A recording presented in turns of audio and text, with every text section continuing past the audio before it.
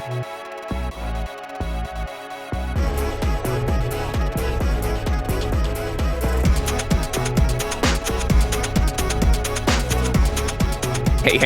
everybody, and welcome in to another episode of Vox and Jed Fight About It. This one's number 58. Last episode was number 57, and the pre-show for this week, we talked about media preservation and corporate censorship of media, and we expanded on those topics that we talked about a little bit last week.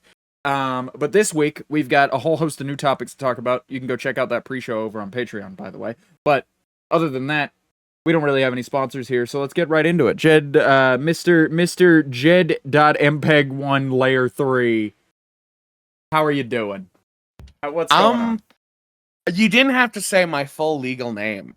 You didn't have to bring I got a copy of your birth certificate recently through several counts of fraud that the statute of limitations are not up for yet, so I'm not gonna get into specifics. Barrio? The third Mario I've tried brother. to bury Audio Layer 3 from my name, dude. I'm not really associated with them anymore. Yeah, anyway. You're not, that side of the family's disgraced. You can't be associated. Yeah, man. I really can't. Stuff. Oh, man. How are you doing today? I'm doing pretty rough. I'm doing pretty rough. Weirdly enough, what happened is over the course of this week, I've found out that my air conditioning unit has had like a drainage clog forever, and I just haven't noticed because there's been furniture between there, and so between the furniture and the wall, this air conditioning unit has just been creating a flood, just a mess of water damage through like one little drip. And luckily we've had it inspected now. There's no like proper mold there. It's nothing that like bleach water can't mostly fix in terms of like discoloration and stuff. So it's good. It's fine. It's just going to take a while to get fixed. And so it's going to be a lot of cleaning and a lot of replacing of parts of my wall, which is good because I have the spare parts for that. Luckily, I have the spare material for that, so I can just make that happen. But the issue is just like, man, I had no idea. Ooh, this could have been. It's been a really scary week because it's like really worse. Water damage could be like you have black mold in your house you've been breathing in for months. Yeah, like it can be that, or like you have structural damage that that means not only can you never ever fix it, your house might genuinely actually collapse on you if it's in the wrong spot. But luckily, for us, it was in a non-load bearing location. So it's going to be easy to like cut out, replace, fix up, be just fine. Bing, bang, boom, weekend project. So it's looking like that's what we're going to have to do. And that'll be fine. That'll be all right. I can manage that. But that's how my week's been going. So it's been awful stressful for me. But something else about how my week has been going. Something else about how my week has been going. And how your week has been going. We started Fizzcraft this week. We got into Fizzcraft, and that server opened just this week. We talked about being invited last week at length. And this week I want to talk about how our first week on the server has been. It's been a roller coaster of ups and downs. Just because we've been again, I've been on this water damage stuff, so I've been pretty stressed out on and off stream pretty adequately.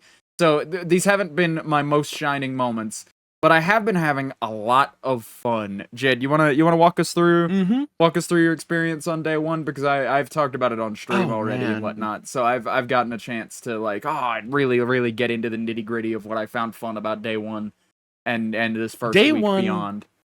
So go ahead. Was a really interesting day one. It was definitely the best day one I've ever had on a server. Not a single crash. Oh yeah, hands down, no doubt. It was fucking insane that it even went off without a hitch like that. Without any, other DDoSing or anything, which we were warned about too. So, yeah, no DDoSing, no server crashes. The hosting was great. Thank you to I feel almost obligated to shout out Bisect for practically sponsoring the server space that the server is on. Yeah. So that's awesome. And, that was fantastic. Crazy.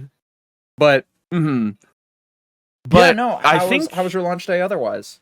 Like aside from it was good. Issues? We sat and we had a little chat. We had a little meeting chat and we talked really about what the server was really about. And it's very much so aligning with what we're really about for Minecraft these days. So that's really nice. And I was very excited at that point, but we ended up finally getting into the stream. We all broke off from the little group that we had at Spawn, and you and I broke off pretty much immediately just to go find, like, where's a decent location. I didn't mean to, and we walked man. around. I've had one too many of these. I've had one too many of these where it's like, I just want to interject here, because it's like, I totally didn't mean to wander off from everybody, and I was feeling guilty about it the whole stream. Genuinely, like, if you go look at that VOD, like, every 10 minutes, I, like, look out into the distance and go, oh, man, but I want to go interact with people. And the locator bar made that so much harder to not do. Did it? Like, man, I can... Yeah, because it's like, I have the opportunity to just track these people down. There's zero excuse for me not to be being social right now. And I'm mining for iron and building a dirt hut, you know? But that's beside the point. We got some social time in the end. It would have never been enough. But we did split off pretty immediately, yeah. We split off pretty immediately and wandered around for about 15 minutes before stumbling upon this location that we thought was like, yeah, it's pretty out there. It was genuinely like idyllic. Distance.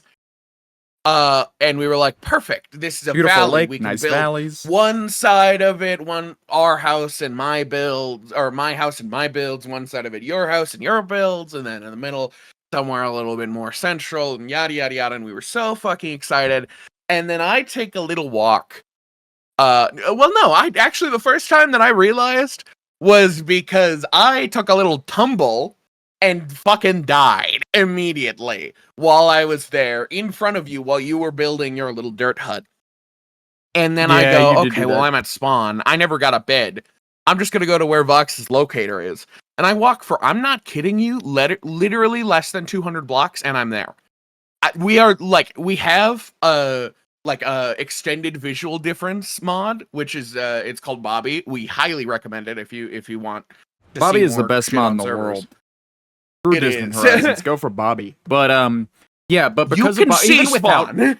like with Bobby, that's what made me realize how close we were. But even without it, like I've turned it off to check. You can still see spawn outside my door. Like because we're up on a mountain, you can like if you stand on like the edge of my cliff by the window, you could see it through the window. Yeah, but which is insane. It was really nice because like last time when we made Schematico, we were already like you were already kind of into the game, and I had joined like a week or so late. I think it was. It was months. I think it was genuinely, or not months, but it was a month or two. It had been a long time of me playing on my own up to you getting there. Yeah. Yeah, I've got like dates that could be pulled, but like there's really it was definitely more than a week for sure. Yeah, because season 3 had been around. Yeah, no, you're confused. You know why you're confused? Because season 3 started in, I think, like February that year, and then everybody fell off it real hard, and then console craft happened, and then everybody came back to the server, and it was a big, we're quote unquote like back, that was season 2. Know?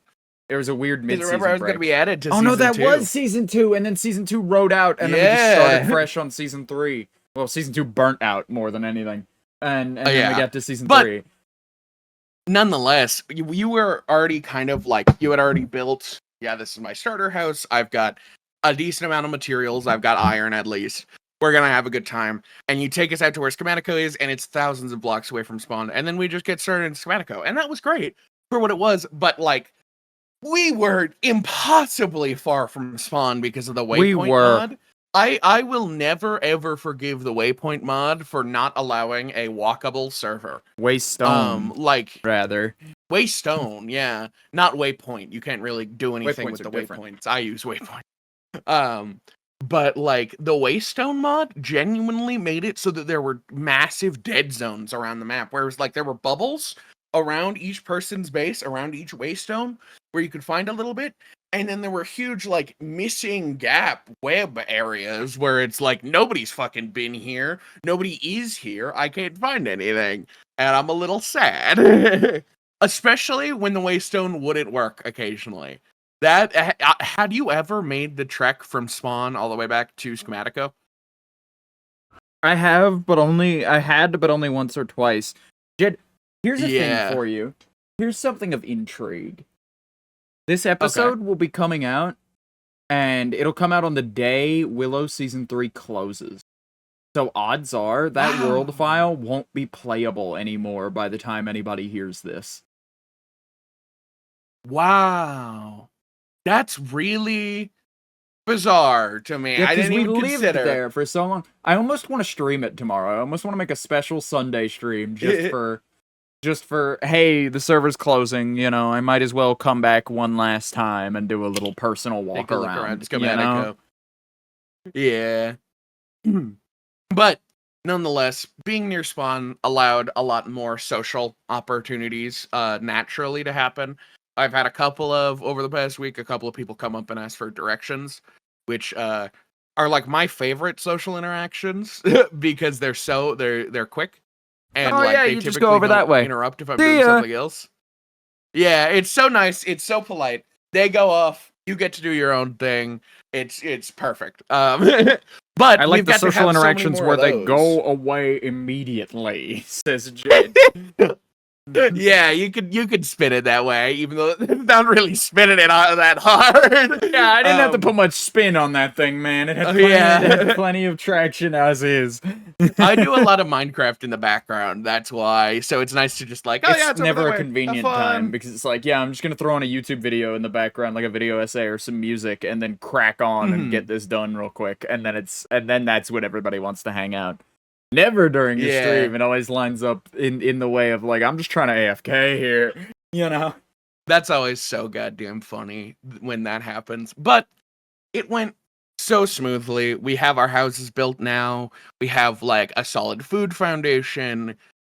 Like, you did lose a good amount of your stuff somewhat recently, but we're at the point now where losing your stuff is fuck me. God damn it, I'm gonna have to go back into the mine instead of I can't play the game. I'm mining a wooden tree again. Like, I'm mining a fucking tree for wood again. Like, I'm glad that we're out of that stage, because that stage is brutal. At least it was for me on this server, and I think it was for you too. But it has been pretty brutal. Early game on this server has been brutal because this server is chaotic. I don't know what difficulty we're playing on, but I feel like I haven't ever, like, it feels like almost like every time I step out front of my house and open my inventory or the chat menu or the escape menu for a moment, I'm going to get blown up. There is a 50% or more odd there will be a creeper waiting for me. And maybe that's just a consequence of not lighting up my area, but I run into them just as often in the wild as I do at home, and then you go to the nether and it's gassed. It's gassed all the way down. Too. It's so bizarre. It's always blowing up. From this. Everybody, you can always catch a death message in chat of somebody being blown up because, oh, shoot, I let my guard down for a second. Yeah, my bad. Yeah. That, between that and the gas, like, our Monday stream was just, like, walk into the nether, attempt to get our shit, get blown up by a gas. That was when we realized that, oh, we have to, like, sit down and prepare a little bit with food and houses real quick before we go into the nether again. But all in all, the week went really smoothly, in my opinion. We got a good amount done, and we met a good amount of people. Yeah, and we had a bum stream on Monday, maybe, and, like, Friday wasn't the greatest, but I would say that, like, altogether, that, like, we've come together and we've, like, had a pretty good week. There was nothing that happened this week on the server that was the server's fault ever at any point. It's just, it's been like a real bad luck week to get started on something like this. But now that we have the gear and we have our footing, we should be able to. I think that mostly what I want to do on stream these days is just build. I just want to build things. Is like the part I have the most fun with on stream. So I think I really want to focus, like, getting resources and prepping the build off stream, and then coming on stream and going, yeah, I did all the boring mining and stuff off stream, so we don't have to waste 3 hours dying over and over in a cave. Here you go. You know, or like hanging out in the dark for 3 hours. Like, I could do a big on-stream mining trip, sure, but like I think I would much rather just do it in silence and then come back on stream and just be ready. Because even the live audience doesn't want that. I find it's like making slow progress on a big build is like the bread and butter of the Minecraft Twitch category. And so I feel like I want to be there more because that does seem to be the part where I have the most fun personally as well. And so I think that's where I really want to lean with this series. And I say that to say that this week has given me a lot of perspective on what I like and what I don't like about streaming Minecraft. And honestly, I found the parts of the game that I like streaming, and I found the parts of the game that I don't like streaming, and I'm going to stick to the parts I like, I think, more than anything. I think I'll still do the things that I don't like quite a bit on stream, just because you can't ever escape them, really. But it's hard to, yeah. But like, I'm mostly like going to be a building and social guy. Like, I'm going to be building, I'm going to be participating in social events, and that's going to be most of my content on the server, I think.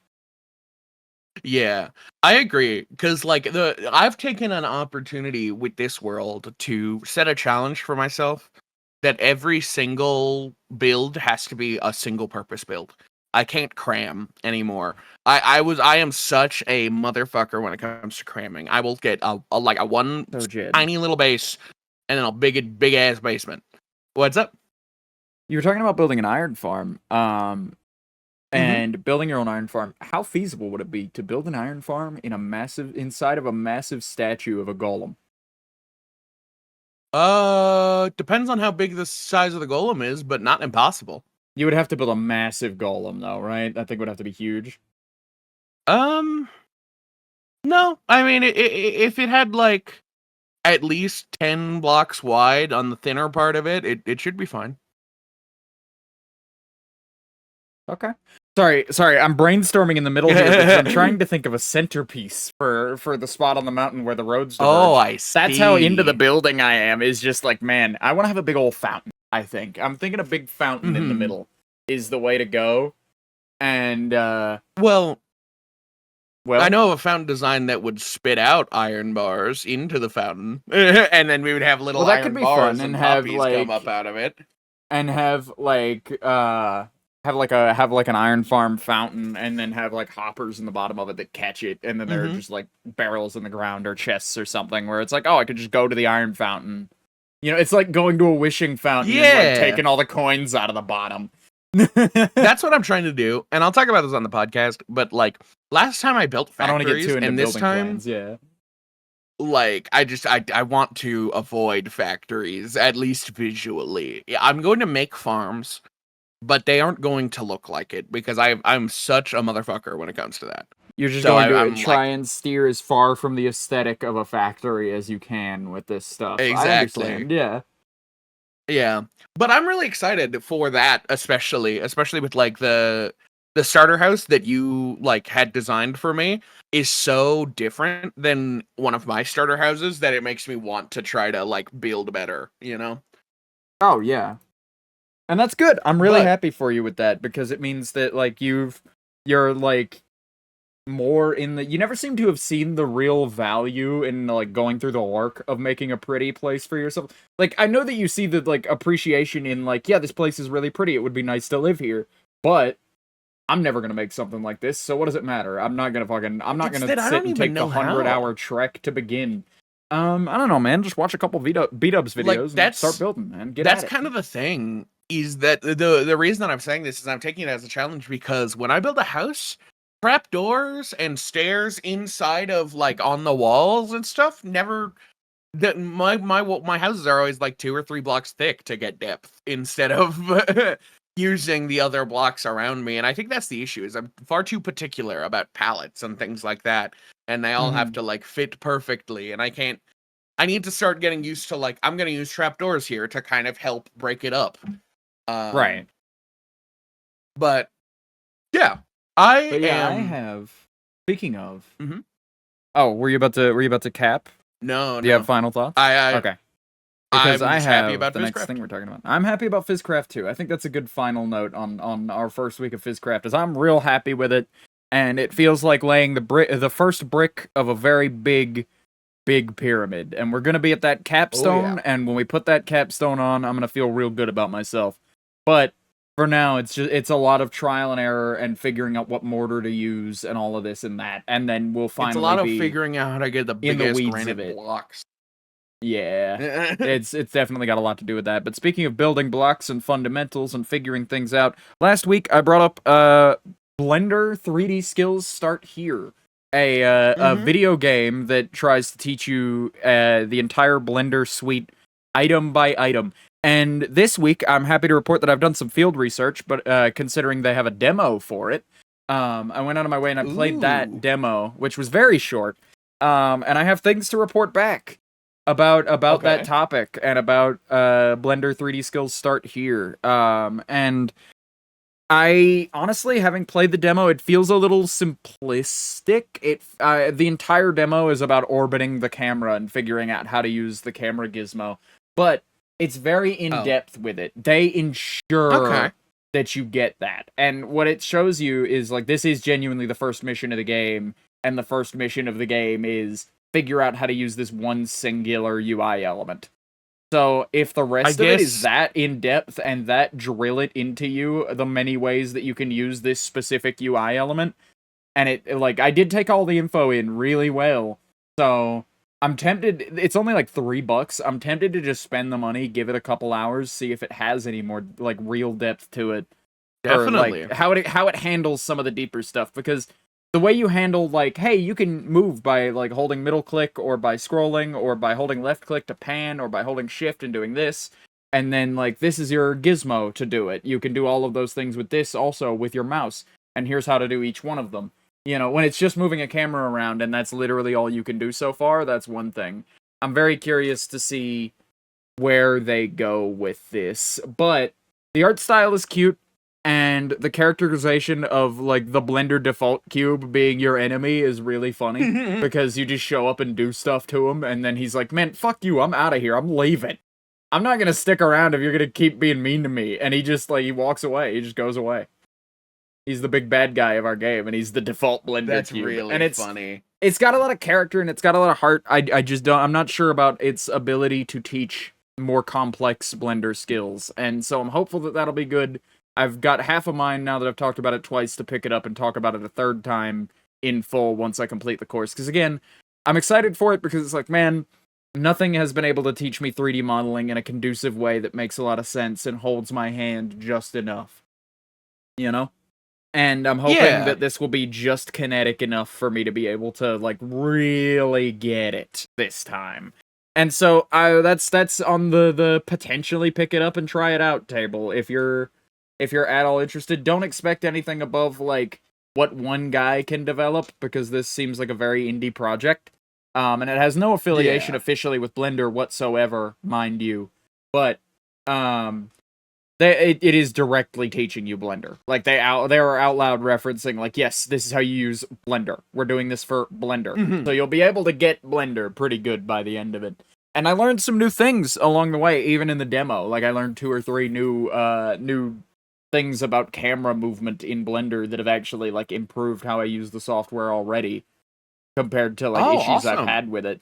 So, you know, it's already made a marginal improvement with its demo, if that's any consolation for this thing being good.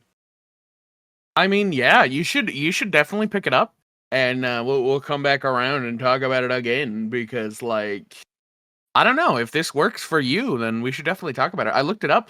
There are only 12 reviews on this right now. Yeah, this thing just came out.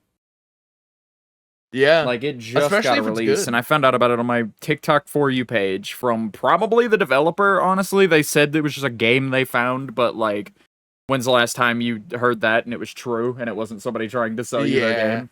You know? But it's a good game to be sold, I guess. It's education. And more importantly, it's very weird as a grown adult to be playing, like, an edutainment game, practically. Like a game that, through its gameplay, is actively trying to teach you a real-world skill. It's strange to see that marketed at me, an adult, you know? For, like, a skill that I would want to learn as an adult hobbyist. And I think that's really interesting, and I think that's fun. Hopefully, my goal with it is, like, get through Blender, and then be able to print a pretty cool 3D model at the end of it, because I want to get back into 3D printing, too. I don't know what I'm going to get, though. Because my Ender 3 is just about end of life these days, and so I'm hopeful that, like... resin printer. That's what I'm thinking. That's genuinely where my head is at, because they're apparently much easier and much lower maintenance than a filament printer is, and it makes a lot of sense, because it's just a vat of stuff and a laser. Not like a tube that, like, a substance has to travel through and a hot end to melt it, or anything like that. It's just a vat and a laser that cures it into shape. So I'm tempted to get into that. I want to get into resin printing. The only issue with resin printing is you lose a lot of square footage with resin printers. Like really? per dollars to donuts, for the price of my Ender 3, which was $130, they're very cheap printers. That's why you have to break them and fix them constantly. But with a 3D printer, when I got into 3D printing, at least I'm not completely up to date on it. I'll have to loop back on that as a hobbyist. But back in my day, in 2020 during COVID, when I first got into it, the Ender 3 was you get into 3D printing with the objective that you're going to be working on this machine pretty consistently. You're going to have to fix some fault with this machine pretty consistently. It's not even necessarily faults, it's just a very flawed system of doing this, for a cheap consumer device to be doing. And so, that was part of the charm of it, was, it's a thing to tinker with more than anything. And so I printed some plastic garbage, and I maybe have had 6 complete 3D prints that look any good off the thing. But that's beside the point. For resin printers, at least at the time, filament printers were cheaper because you could get a build plate that, a build plate could be a lot bigger than a resin vat that had to be enclosed, or else you would be breathing chemicals that would kill you, Because of the volatility of the substance and the fact that you have to do it in a vat and not it has to be in a tub and not just on a plate, means that $130 resin printer would only print something about the size of the front side of a Stream Deck, at max. Okay. That's the build surface you have to work with, unless you want to spend double that or triple that and get something that can do large scale prints. So I'm not sure if I'll necessarily go resin. I'm definitely thinking about it, though. That's certainly a thing I'm considering at the moment. But yeah, no. Sorry, I got off on a tangent with 3D printing. Now. You should, man. They're really cool. We could get into it together. I would get a lot of use out of it. Yeah, let's get into 3D printing as a duo. Let's do that. Yeah, fuck it. We got the spare cash to make that happen these days. Let's do it. Yeah, but. Oh man, 3D printing it always intimidates me to some degree, just because it's 3D printing came out when I was still a little kid, but I was just interested in doing adult stuff. And I remember my stepdad got one in 2016, and I was 11. And I was like, man, I would love to be able to make something and then print it, and there you go. Now I have an object for something. But I was like, no, I'm too young. Clearly I'm too young. And then I just kind of never picked up a 3D printer because of that reason. Even though that now I'm, pushing 20, and it's I should get a goddamn 3D printer. Nobody can stop me. I'm an adult. Exactly. I'm an adult with adult money, and so I can do that. I'm looking now, and Bamboo Labs has what looks to be an Ender 3 equivalency for $300. I've heard really good things about. I've heard really good things about Bamboo Labs, though. Because there's Bamboo Labs, there's the Elgu printers that tend to be pretty decent, and then there's I think it's pronounced Prusa, or maybe Prussia. Prussia Labs. They do a lot of 3D printing stuff. But they do a lot of higher end 3D resin printing stuff, where it's I've got a resin printer the size of my bathtub, and it's from Prusa Labs, if I remember correctly. That's the kind of people who buy from them typically, is people who are willing to spend $800 or $900 on a Tinker toy, Yeah. I don't know. I definitely want to get into it now, especially if it will be a group project. We'll come back to it on the podcast at some point whenever we've made something. Yeah, when we've made something of ourselves, we'll talk about it. But speaking of companies and other parties who have made something recently, but this something is quite a big mistake. Celsius, have you heard about what's going on here? Yeah. All right. Well, let me give the audience a quick rundown. Go ahead. So Celsius recently had an issue where, for God knows how specifically, Celsius cans have been recalled, as the company says some cans were, quote, inadvertently filled, unquote, with vodka. It's impressive. They aren't even owned by the same company. They just have the same can manufacturers, which means that they accidentally got Celsius cans from this whatever place that makes vodka coolers. Packaged packaged vodka coolers into a Celsius can, and then they just they were like, well, what are we doing with these Celsius cans?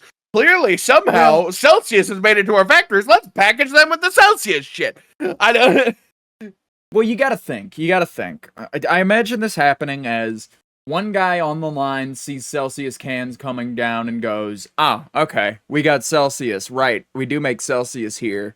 Like, on top of the vodka coolers. I guess we're doing a batch of Celsius today, or whatever. And, like, he's inspecting the cans and going like, yep, these cans are well wrapped, they're ready to be filled. Go send them for filling. And then he sends them to the wrong filling station. And then they end up at the wrong filling station, they get filled, and the guy goes, well, these are full cans of Celsius that have already been sealed and I didn't really look at the liquid that went in them, because that's in the room over.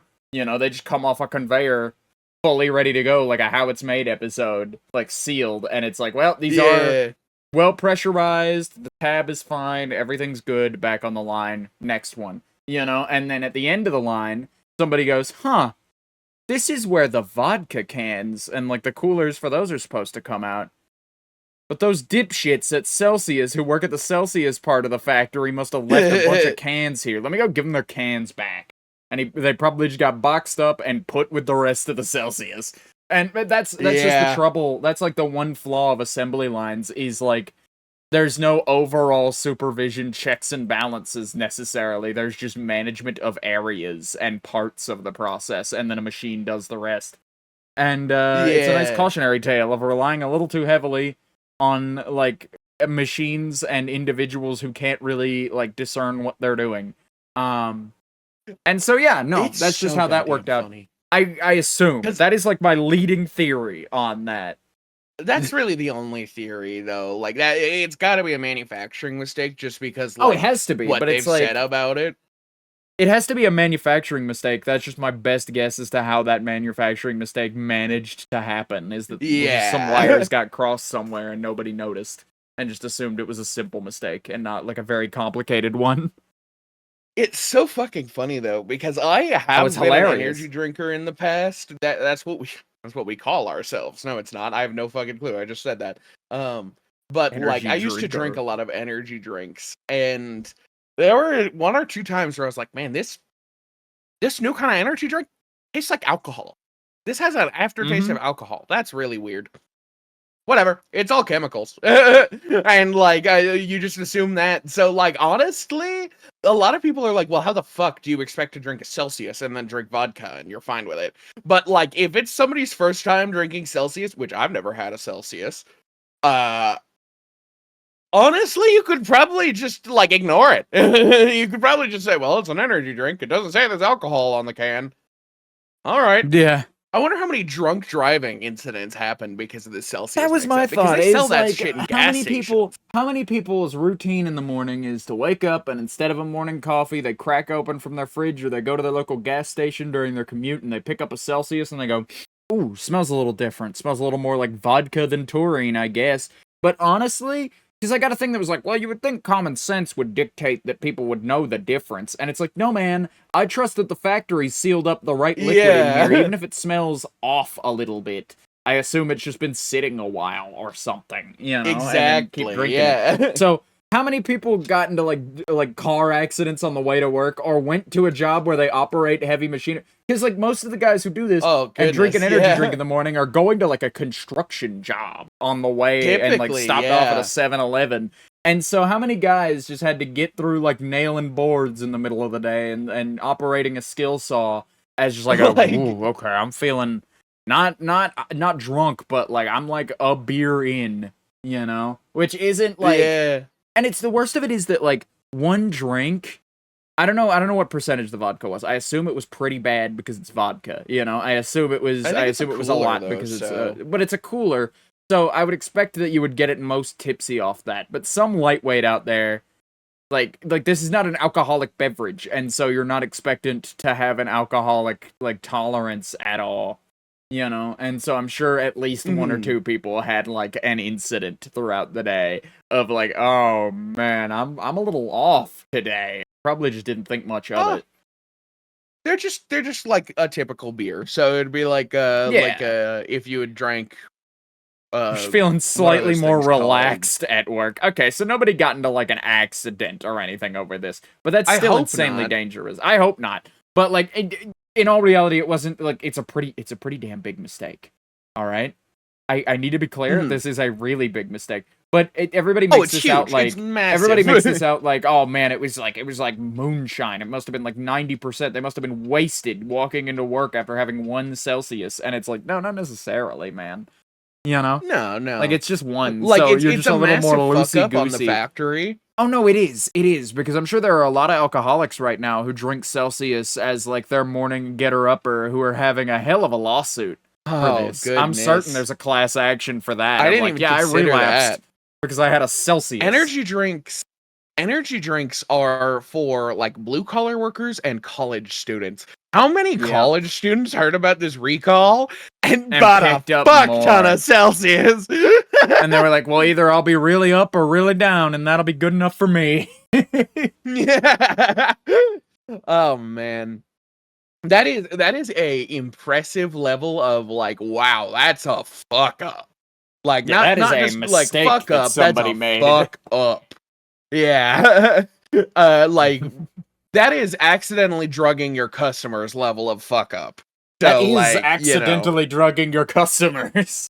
Like, that's what I mean. That is that. A lot of people will be like, oh, well, it's alcohol. And, you can buy a can of beer next to it at the gas station. What's the difference? And it's like, the difference is people are being drugged. Like, I mean, I guess, don't you have to be, like, don't they, like, require you to be 18 to buy an energy drink nowadays anyhow? Wasn't that a thing that we're trying to pass? I don't know about nowadays. When that certainly didn't used to be the 18, case. No, I was buying energy drinks at like 16, 17. So like I know that to be I know that not to be the case, but like I could swear they did some sort of limitation on that as of late. But even then, if that's not like a limiter that like is a thing, then it's like, man, that's even worse. That's much worse, Because like. I was picking up energy drinks almost daily when I was like 14 or 15. So it's like there's a non-zero chance that there's a 14 or 15-year-old who fucking had a goddamn Celsius and, could have had issues with alcohol and not known it, because there are a lot of people who have alcohol intolerances and like do not realize until the first time they drink it. And if you're not prepared for like, I'm drinking alcohol for the first time, could get you really fucked up. It could get you really fucked up. But such a silly mix-up. That is a really silly mix-up to have made. But Nintendo recently has not made a mix-up at all. They've been releasing video games or talking about releasing video games through their Nintendo Direct Partner Showcase this week. So there are a few titles worth talking about in that. I know we've talked about it in the past. So. I feel the need to retread. I didn't watch this Direct. I've gotten to the point where I don't watch these anymore, really, unless there's an announcement in them, and then I hear about it. I don't even look into them. I'm at where you used to be, where it's like, you hear it from me, and you hear it from me because I still go out of my way to find out after the fact, but I'm not watching the thing. Not for a partner showcase. I might do it for a first party. But now that we're well into the Switch 2 era, it doesn't seem like they have any intent on doing anything that isn't just stuff they would have done on the Switch 1 if they were good enough hardware to keep selling. And so I'm honestly not all that enthused with this era for several reasons. But, mainly the reasons that you've talked about before of like game cards being $80, the fact that we have these shareable game keys, the fact that you don't own the game because half the time it's not even on the cartridge, it's just a key to get to the cartridge. To the point where now they're selling blank cartridges that you can buy in the store and assign to one of your games. So if you lose the physical cart, you can have a secondary thing and click it in and go like, look, no, but I do have an equivalency here that shows that I did own it at one point. So gimme. That's fucking which I think is insane. Which is like, whatever. It's just, I miss the way things used to be, because the convenience of being able to replace the cartridge immediately with a spare is awesome. However, it's less awesome because of all the other things around it, and the fact that they still cost like $80 to pick up, and the fact that you can only use them on your system. I think you could. Isn't that the case? Oh man, I don't know. I have no clue. I remember there being I've some heard limitation. about this. There was some. Oh no, they announced family sharing alongside those, and that has the limitation of like, yeah, but you can only really family share a game at a time, and then you have to yank it back when you want it back. Like after 2 weeks, your game comes back to you. You're only allowed to give it to people for 2 weeks, and then Nintendo is bad cop for you and goes, "Hey, you got to give the game back." You know, which I guess will get like. For a console for children, I guess is pretty good. Knowing like how I was on the playground with like, oh yeah, like I borrowed a copy of like Mario 64 DS from a friend when I was like 7, and then we stopped hanging out like a week later, and then I just kept the copy. Like he just never got it back because I happened to. I think I've still got a new DS for that same reason. And it worked out the same way both ways. Like my copy of Mario Sunshine ended up like lost for the same reasons of like, yeah, that's like. Kids were like swapping games, like swapping spit, dude. It was awful, dude. Nobody cared. If it was your game last week, it might be your buddy's game next week, and it's like sometimes you go over to a friend's house and go, I've been looking for that, you know, and you have a little moment about it, and then you get your shit back. Or you never see them again, or you don't care and just don't get it back ever. But so I guess it's good for that of like it'll save a lot of that of like, well, when I get home, I'll go on Switch Online and I'll send you a copy and then you'll have it, you know? Or like you can borrow my game cart for it, but the like ownership of the game, even if you have the physical cart, will return to my account after a while. Or something like that. It's a really weird and like convoluted system because it's Nintendo. But either way, my point is that I just have very little enthusiasm for the Switch 2 era so far, but if they start releasing really good games, I'll start buying them. I'm not above spending money on Nintendo's crap, alright? I'll do it, I'm not gonna be thrilled. I just refuse to spend $80 on a retail video game, you know? It's too much. It's just the too Donkey much. Kong game pisses me off. And this is a hot take, I think. These days, because people like the Donkey Kong Mario game. Odyssey. Have you seen it? No, man. There's construction mechanics and shit. Is there? Yeah, dude. There's like you can rip up like all the dirt in the first level and like blank the level out by doing that because they have like puzzle mechanics that revolve around that. That's in the trailer. I just have happened to see. Like, the only clips that I've been seeing are, hey, check out this this Donkey Kong transformation. And then I'm going to run around and I pick up a banana and look at this clip of me getting a banana. And I'm like, this is Mario Odyssey. This is goddamn Mario Odyssey for $80. It is very Mario Odyssey. And it's like, it's really cool to see like those ideas being evolved upon. But it's like, again, this does have a lot of Mario Odyssey's DNA in it. I feel like I can get most of what I would get out of this by playing Mario Odyssey. Not to mention, I'm not a big fan of the sound of the new DK. The visual of him is good. I want to argue that DK's new design is awesome. We just need somebody with more ape-like mannerisms voicing him, please. Bring back the old guy. Yeah. He was still good. I don't know what's wrong with the old guy, really. I guess new design and Mario and everybody else got a new wave of voice actors, so fuck it, Donkey Kong 2, yeah. Yeah, I guess so. I don't know, I definitely do like the new Donkey Kong design. I was a little bit sad when it was like, oh man, Seth Rogen is Donkey Kong now. But, no, like, after seeing him in motion, he's very good. That's really strange to me that you would go Seth Rogen is Donkey Kong because it's like as somebody who's been very astute on Nintendo's marketing and somebody who like has seen in a really sad way just about every render of Donkey Kong they produced from like 2016 to now. Makes like, it sound like you've come out, like sought it out. Yeah, it makes it sound like I've sought it out, but like I've just been watching this design change, and they've been making him softer and rounder, and like they've been making his brow more up tilt, and this is just like. And then they did that in the movie, I'm certain, to test the waters on how people thought it looked. Yeah. And I hadn't considered that without all that buildup of watching his design slowly shift to be more friendly and soft, and then, like, well, we're going back to classic DK. Like, missing that yearning from classic DK that they have for some reason up to now makes it seem like they really just took the movie design and were like, this is better than what we have. We're taking it. You know? Yeah. Like that's what I thought at first, but after seeing him in motion, I totally do agree. Of like, yeah, no, he has been getting softer over time, and it isn't just like you could tell if it was like this is based on the movie character, and it's not. Like you can, it has relation to the movie character because it's the same Donkey Kong, but it's not the same design. I am actually very pro the designs, and I'm pro like. Me too. Yeah, I like the way the Mario characters and the Donkey Kong characters are looking these days. I think the voice acting on the Mario characters is pretty good these days. I think the new guy is actually getting quite a handle on it. The more and more I hear of him, the more used to it I get.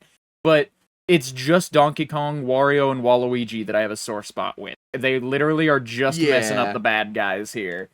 And hopefully those will get better with time. I'm not like saying this is a lost cause or nothing, but like, you think it's also? You have a weird relationship with Wario and by proxy Waluigi, just because you did like a deep dive for it one time.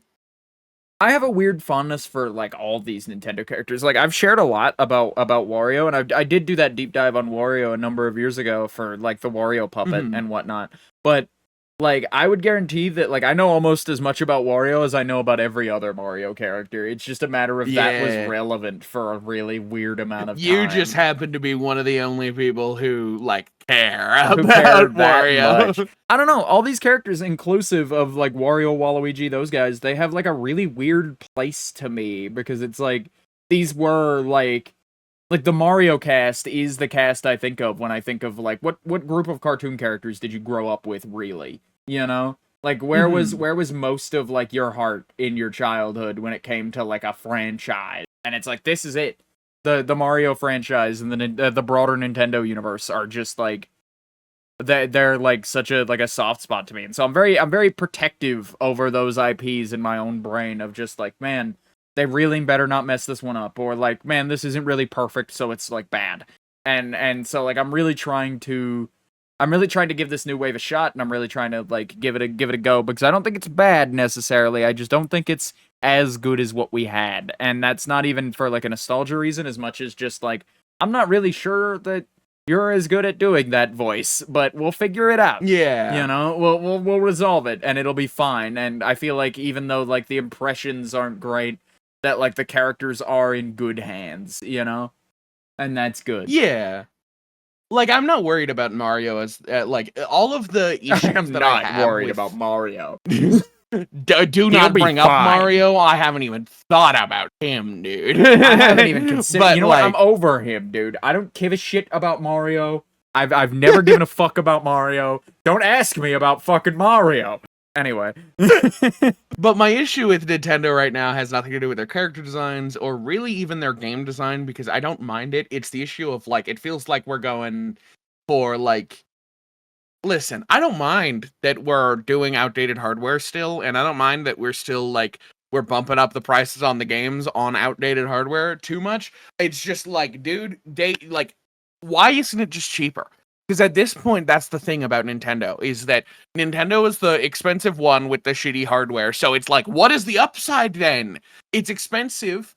It doesn't run games well. The upside is that it doesn't run games well, but it runs Mario and Pokemon and Zelda and Metroid. And that used to be a defensive strategy back when the Wii was a thing and when the Wii U was a thing of just like, yeah, sure, our game output is awesome and our hardware isn't great, but our game output is awesome. Yeah. You know? Like, it's all really good stuff. And now that they're kind of releasing stuff that, like, is exciting, but just sort of okay in the general public, like, everybody's kind of, meh, new Mario Kart, and then, meh, new Donkey Kong.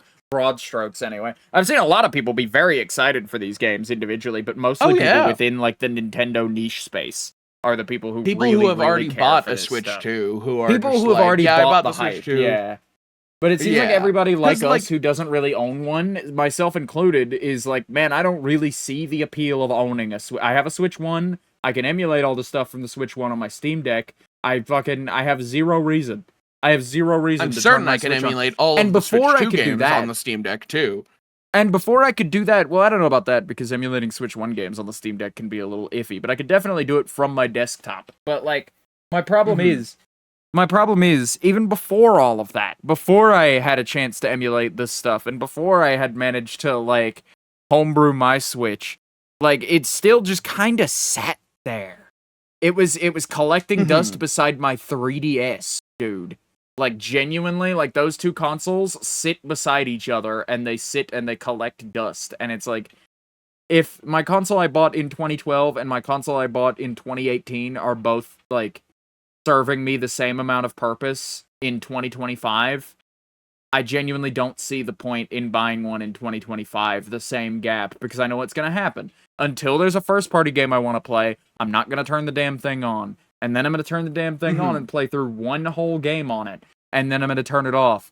And then when a new game comes out that I like in a few months, I'm going to go, where's my Switch 2? I think I put it away because I wasn't using it, and it's just in the way. Alright, well, I don't know that I necessarily want to get it out and pay $80. One or the other would have been fine, but, you know, resetting it up and paying $80 for a game just does not feel kosher to me, so I don't know that I necessarily want to do that right this minute. I'll wait for the price to drop. And then the price never drops. And then I sit there on a console that I never used beyond launch, really. Like, out of the first year of launch, I haven't really touched it. I think Nintendo has, like, befallen the same trap currently, or at least the Switch 2. I see it in the same way that I see Mac users, people who refuse to switch off a Mac, where it's like, I understand Apple's you're definitely used to in the the same ecosystem place right now, by like, the way. You're used to the people, ecosystem. Like, jumping ship and being kind of meh about the whole thing. But anyway. But, like, you're used to the ecosystem, I get it, but, like, you are paying for a worse hardware, and if you know that you're paying for worse hardware and you're getting it anyway, I don't mind people buying things that are worse. I'm not saying that you shouldn't buy a Switch 2 by any means. There are purposes for everything. I just mean that, like, you should be aware what you're getting into. Yeah. I'll say I just mean, like, you should buy a Switch 2, and here's why.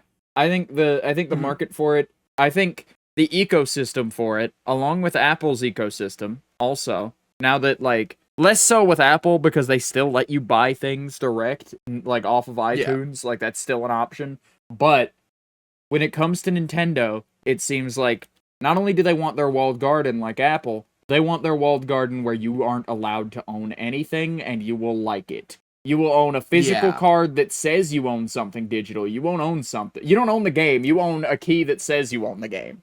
That's only valid to the lock that you put it in. And that lock can go away at any time or just decide you don't own the game anymore.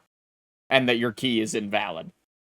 Any of these things are possible, and not only on top of that, like, it's between the game sharing thing and the fact that through their Switch Online service, you have to pay $20 to pay games from 2 decades ago that they drip feed you over the course of months that you, again, don't own. The second you stop paying them $30 a month is the second you stop having access to that vast library. Not even 3 decades. You know?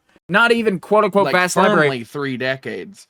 Yeah, like, they've got NES, Super Nintendo, well, not firmly 3 decades, because they're doing GameCube now, Nintendo 64 and GameCube titles, yeah, but the thing about that is, again, you own none of these, and you have to pay for the more and it's not $30 a month, I think it's like $40 a year, so it's still cheaper, but again, you stop paying that, like, credit card annual fee level payment every fucking year, and they will take away the 40 or so NES games and 40 or so Super Nintendo games and so on they allow you to have access to this month. It's not the whole library. It's not even a quarter of the library. In fact, I would wager that through the Nintendo Switch Online service for any given console, let's go for the NES, because I think that's the one that's been around the longest, and that's the one that probably has the biggest library for it.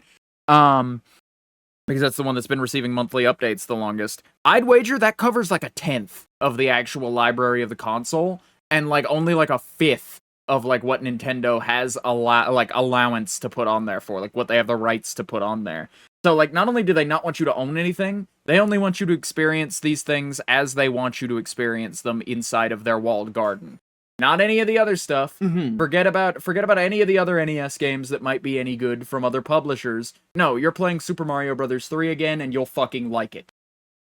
And it's the version of Super Mario Bros. 3 that we want you to see, too. Yeah. And that's the other thing, which is I find kind of weird. This falls into more of our, like, corporate censorship thing that we talked about on the pre-show.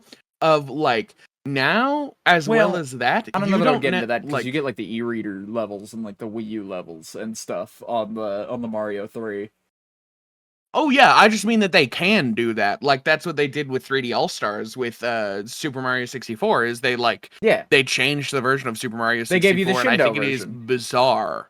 Yeah, I think it is bizarre that they it feels I don't know that they can just to choose a Japanese only revision of the game, port it to English and then like AI upscale all the textures and then shove it out for and also like to be 1/3 of a $60 product. Yeah.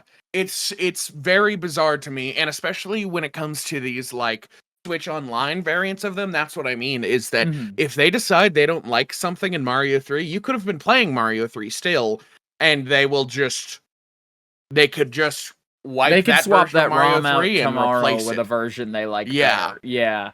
So you don't get to experience these things as they were, or as they should have been, or as they were intended to be. You get to experience them how Nintendo wants you to, which in a lot of cases includes all of the bonus content and is an insanely good way to play these games. Yes, but that does not change the fact that you are limited to that version. You can't go back and see what other versions of the game were like. You can't explore the fact that, like, hey, on certain CRTs, the NES put out a completely different fucking color palette with, like, slightly different colors. You know, you can't explore the different color spaces that the NES had to offer. None of these things are available. You barely get save states.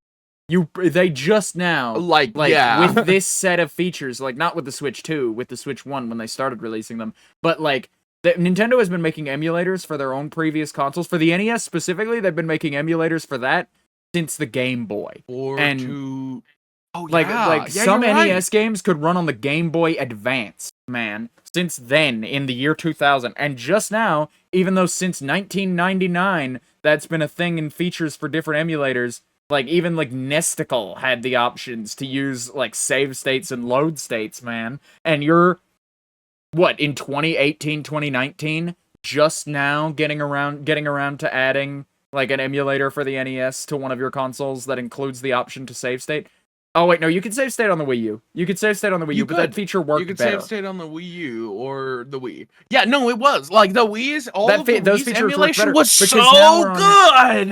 The Wii Virtual Console is genuinely, like, a pillar of my generation of just, like, this is how I played Mario 64 for the first time. This is how a lot of people played Ocarina for the first time. Ocarina of Time, yeah, exactly. Yeah, like, N64 games being available to you on your Wii was a huge pop for people. And then you got to play, like Bubble Bobble and like Simon's Quest and shit. Like even games that like didn't really matter to anybody. Yoshi's World. Takeshi's Challenge, I believe, got a Wii Virtual Console release, and it was like a game you could buy on there for a good amount of time.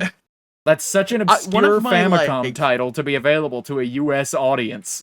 Anyway. One of my best memories being 5 years old was it was really early in the morning. The issue with the emulation is they put like a dim filter over everything, but I find it kind of nostalgic. Actually, it was really funky. Weirdly enough, I understand that it's worse. It is objectively worse, but I kind of have a nostalgia for it. Anyway. One of my best memories, though, from when I was like a really, really young kid, I'm talking about like earlier than 4. What you got? We were like my mom was asleep, and my sister, my dad, and I were all awake, and we were fucking around with the Wii. And he sees Yoshi's Dude, fucking around with the Wii used to be a family activity, dude. I know. And like we wanted to play oh no, it was Yoshi's Story, the 3D one from the N64. Yeah. And we wanted it, but we couldn't play it because you have to have a classic controller for that game. So my dad, the N64 games. My sister and I all had to wake my mom up and go, "Can we go to GameStop and get a classic controller?" And then go to GameStop and get a classic controller and play Yoshi's Story. Yoshi's Story, you won't believe this. Intro is still my mom's ringtone. I have a very similar story to tell you. Not a Yoshi's story, but the first time I played Mario 64, I didn't know you needed a classic controller either when I was a wee lad, because I was like, I've got a joystick on it. I mean, I got a nunchuck. I'll be fine. And then, like, yeah, obviously that is like an awful way to play an N64 game, but, you know, and clearly Nintendo knew that. And I go to boot it, and it gives you the big, you need a classic controller, dummy, screen, that they didn't really make all that obvious on the Wii Shop, if I remember. Maybe they did, and I was just a stupid kid. But, like, you know, I was just like, oh man, this sucks. And I turned to my grandma, and she goes, well, nothing I can do. We don't own the controller, and I'm not going to GameStop today to buy a $60 controller after I bought you a $20 game. And I went, yeah, you're right. And then we refunded it, and then I emulated it on my computer. I figured out how to do that, and I just, like, jammed a PS2 controller in there, had a time. That's funny. And that's how I experienced really most of the N64 library, because I was like, well, if official means are going to be an asshole, I'll just do it for free the jank way. And I did it, and I played Mario 64 at 25 FPS as God intended on a Windows XP machine. God intended, dude. Which is the way that runs on N64 for the majority of the time. And then I got my actual N64, which was a gift from a friend who like had like 6 of them in his closet. I remember. This kid was weird. He had fucking 6 of them? Why? I know. He had 6 of them. He had like 3 GameCubes. This guy was way more of a Nintendo guy than Let alone I was for somebody from, like, your age. Well, yeah, he had them in multiple colors, and his family like owned a business, so they were very well off. So he was like, yeah, I can just like afford these. Do you want to borrow one from me? And then like, if you buy the games, you can just have this, dude. We have like 3 of them. Take it. We've got N64 4 parts coming out of our ears. So I walk away with that, and then a buddy of mine at school, like a few weeks later, is like, hey, the N64 is an old ass console. Found these in my attic, and my dad says he doesn't want them, and I don't want them. So do you want them? And then I got to play a lot of that stuff on real hardware, and it was like exactly the same, pretty much. So don't ever let anybody tell you just because you emulated you did it wrong. Odds are you're playing it like nominally the same, and it's fine. Of course, yeah. Like, and that's, I don't know. Maybe that's the thing. Maybe we're just weirdos who have like a crazy media preservation. Oh, we are. But I think we're weirdos who are in the right about that. I think we're weirdos who will be thanked in the same way that we thank weirdos who were taping old episodes of shows that would now be fucking lost if nobody had like had their DVR exactly. on. You know? I don't know because there are people like that, show, but like, or weirdos who save every newspaper from like every time the paperboy comes over on Sunday back to 87. You know, and then you just have newspapers from an area that you would never expect to be preserved, and then those go to the library. Like, weirdos like us who think to, like, do shit like this are the reason we have half the media we have in today's world. Yeah, exactly. So I don't mind being a weirdo for that. Yeah? I had this moment earlier, and so my main solo game that I've been playing, as I've talked about on the show, has been Death Stranding. Every day, every night, play some Death Stranding. It's great. Love it. It's a real good time. I beat the game. I'm going to talk about that more at some point, probably after I'm done with this. But I've been experiencing a lot of issues. Not really issues. It just seems to have like network bugs where every so often I'll get a pop-up that says, hey, you're in offline mode. And it keeps all of the online mode stuff that was there. So anybody's structures or anything, it just won't update it. So that's really nice. And then I had this moment where I completely lost internet for like 2 hours, and I was playing Death Stranding, and I was like, wow, I've been in offline mode. I'm playing a game that you can play offline. That is a dying medium for some reason. Like, games that you cannot play single player or otherwise. Insane problem with that. Yeah.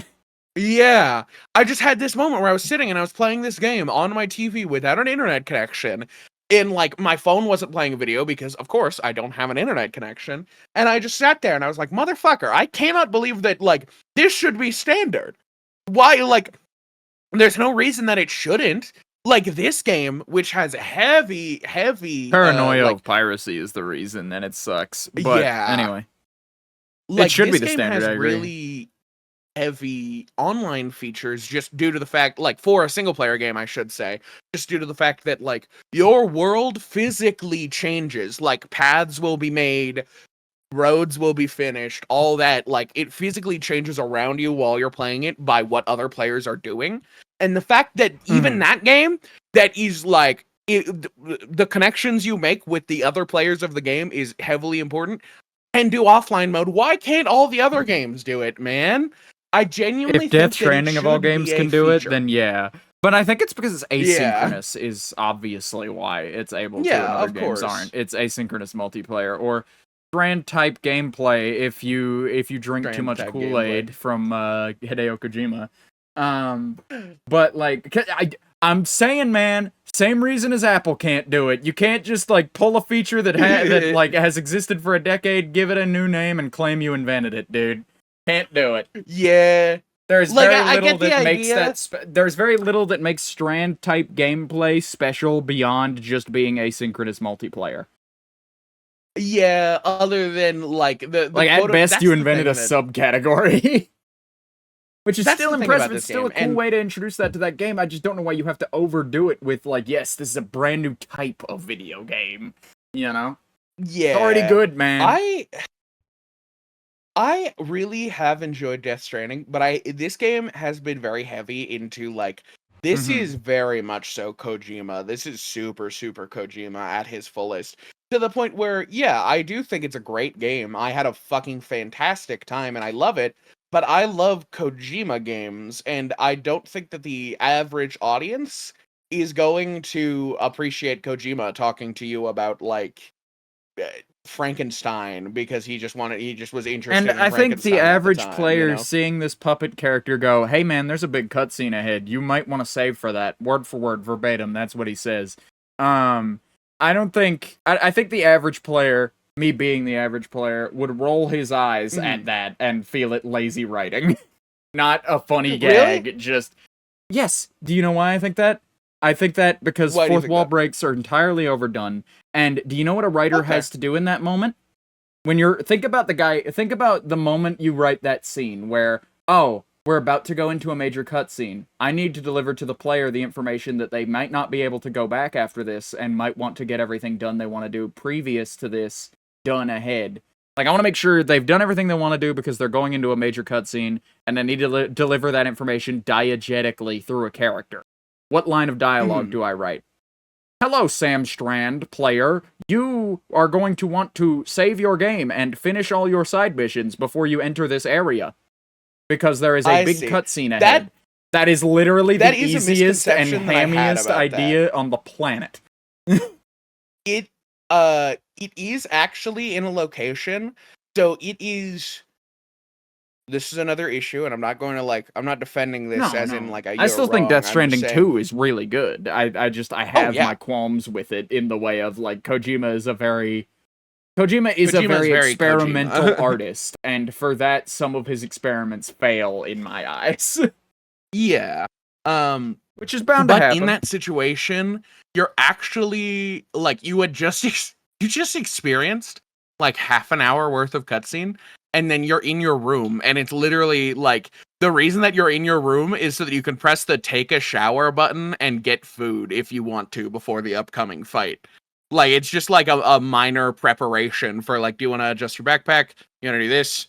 Oh, you can talk to this character, you can turn to this character in your room and talk to him, and then he'll give you this line of dialogue, but typically the dialogue he gives you is, how about you take a shower? Or...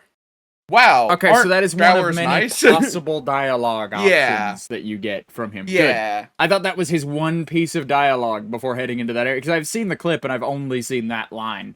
And so it's oh wow, that's really heavy-handed to put a little guy in the center of your screen telling you that there's a cutscene. Why not just do a pop-up at that point? That's at the end of 6 or 7, hey doll man, what's going on? And then after that, he's a cutscene's coming up. Are you ready for that? Oh, okay, so it's you're ready? It's dude, you've exhausted all the dialogue I want to fucking write for this guy. So let me use him as a mouthpiece real quick to tell you, there is a big cutscene, and if you press the goddamn triangle button on me again, you are about to have a problem. If you're not ready to go into one, you know. Pretty much, yeah. That makes a lot more sense as a practical I am the only then. thing between that. Yeah, that's what I mean. Because I thought the same thing at first, but there is a point prior to that where it literally just right when you're at the end of the mission, he gives you a line of dialogue that's hey, you probably won't be able to do anything. If there's anything you want to wrap up, go ahead and do it. And that's the dialogue he gives Sam. Is hey, before we get onto the DHV Magellan and figure out what's going on there, wrap up anything you got going on. And I think that's way less blatant, you know. All right, so Jed, we've been talking about you've managed to yank me over to Death Stranding again before we could talk about these Nintendo releases. But I realized we got off track somewhere along the way. But before we get off of this, I do want to talk about Death Stranding a little bit. But I need to say, every time we talk about Death Stranding in private, it becomes like I had like it feels like you have a bingo card in front of you and you need to like hit all the things for bingo across the conversation. Like it genuinely feels like I have a list of buzzwords about Death Stranding I need to get in. Did I say Lou yet? Yeah, did I say the Strand event yet? Kind of. Yeah, did I mention Sam again? Yeah, all right. Did I mention like one of the 7 or 8 bad guys that are all named the insert thing here? Yeah, sure.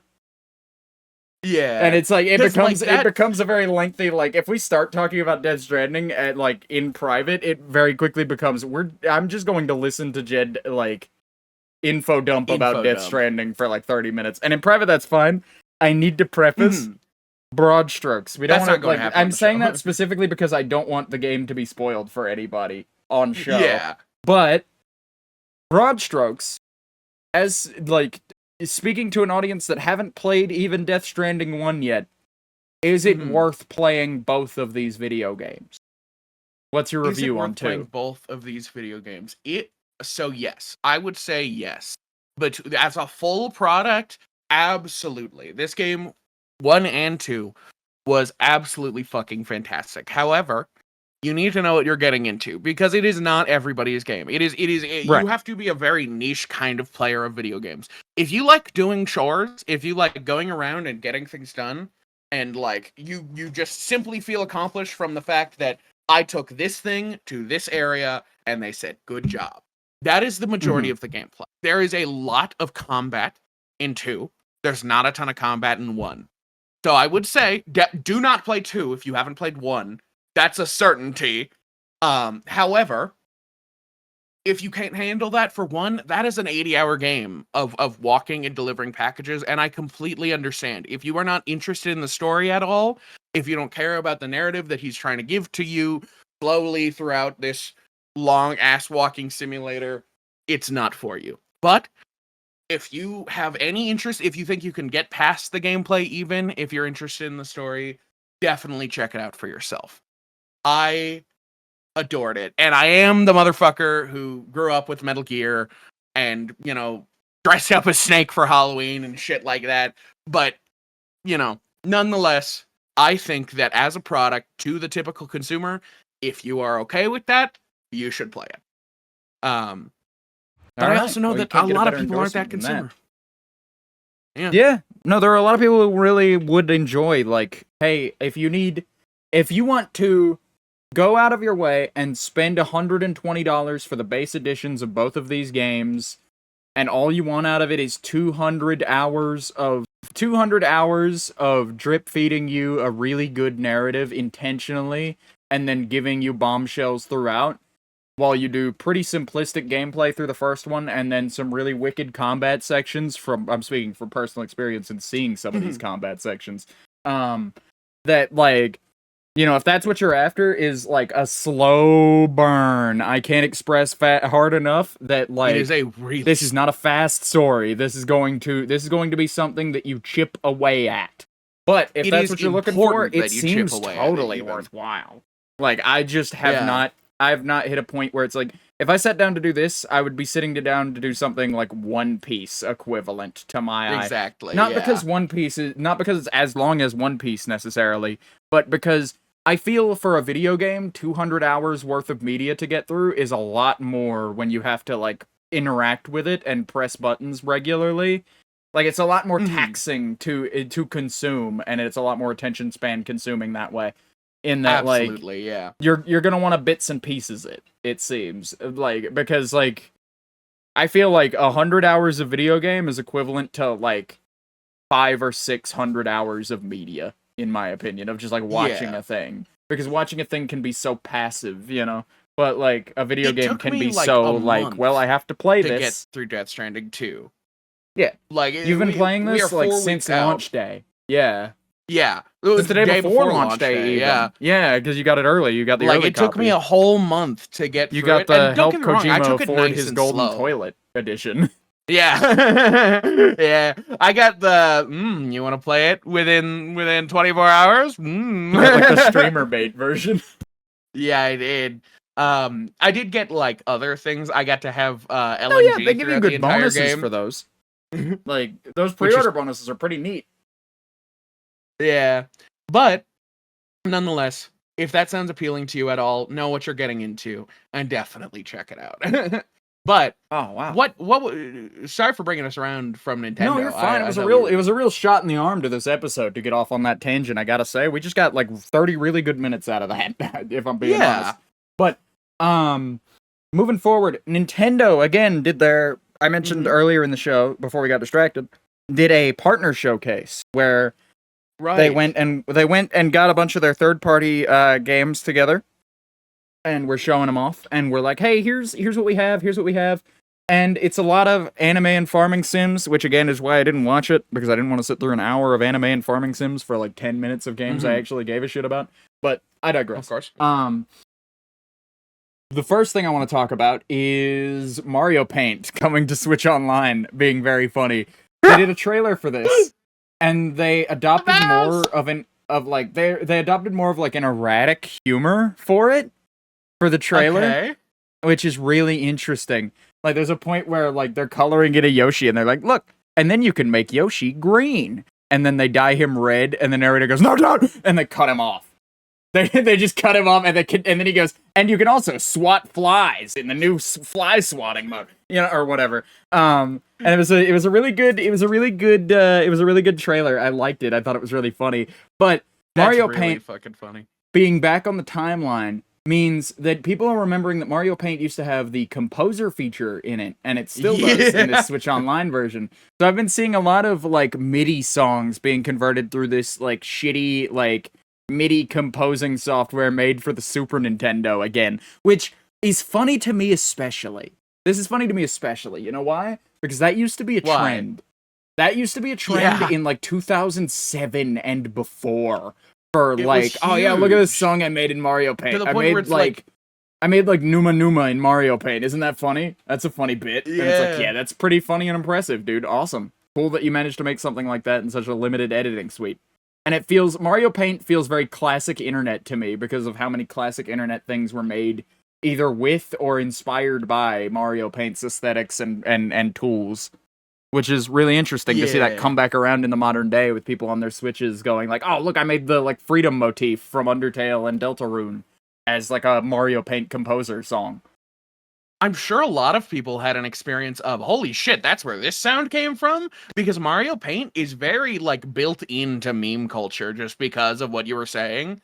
Like, because of that era, we just have like Mario Paint sounds just get to exist in the public consciousness without people knowing that they're from fucking Mario Paint. Yeah. Just because it's so classic. That's an interesting pick for a Super Nintendo title coming to Switch Online pretty soon, as an announcement. It makes sense. Yeah, no, they're making another Nintendo mouse. History repeats itself. Yeah, no, you can use the Joy-Con like a mouse is what it is. Like, you can do that now. Which is interesting. So it's like...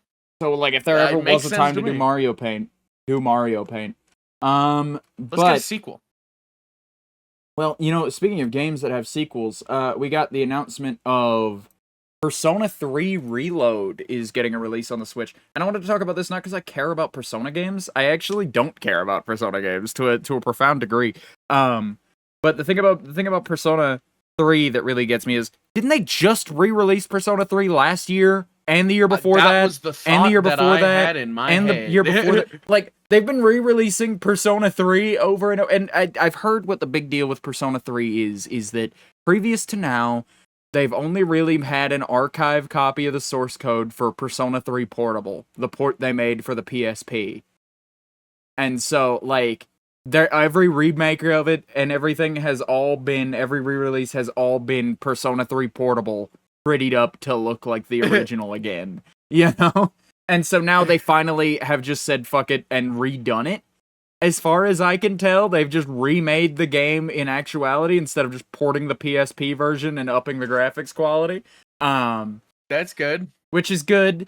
That's good. But I feel like we get one of these annually. I feel like we have another place and opportunity to play Persona 3 every year. It's ridiculous. Yeah. And I still haven't played it and have no intention on it. I don't understand, because genuinely you were like, Persona 3, and I went, in my head, I even made a face about it, which you can't see because it's an audio No, show. yeah. But like, I was like, Persona, wasn't that in like Game of the Year last year? Why is that at all? What? Because like, I cannot believe that they're still going. Which for Persona 3 Reload remakes. has already been out. I think that is the one that was Game of the Year last year. But again, they're releasing it on Switch too. But my point is, they release one of these ports every year. Every year. Yeah. Yeah. Can't wait to vote for it for Game of the Year this year. I can't wait to scroll past voting for it for Game of the Year this year. Yeah. Oh man. What a Which is mess interesting Game of that the you Year would has mention. been. Which is interesting that you would mention, because I've got that right here as well. But I want to talk about more gaming news, but I have a really interesting Game of the Year related car for us today, I think. All right. That I feel like We'll might loop be back like a real long one. So we should loop back on that, because I've got some smaller stuff that I want to squeeze in between here if we can manage that. Another thing that got announced at this Nintendo Partner Showcase was Plants vs. Zombies, and a new Plants vs. Zombies game got announced. And Plants vs. Zombies fans seem pretty dour on it, even though it seems like the same gameplay. But I don't know what the gameplay differences are necessarily. There's co-op now, and there's versus now, which is interesting.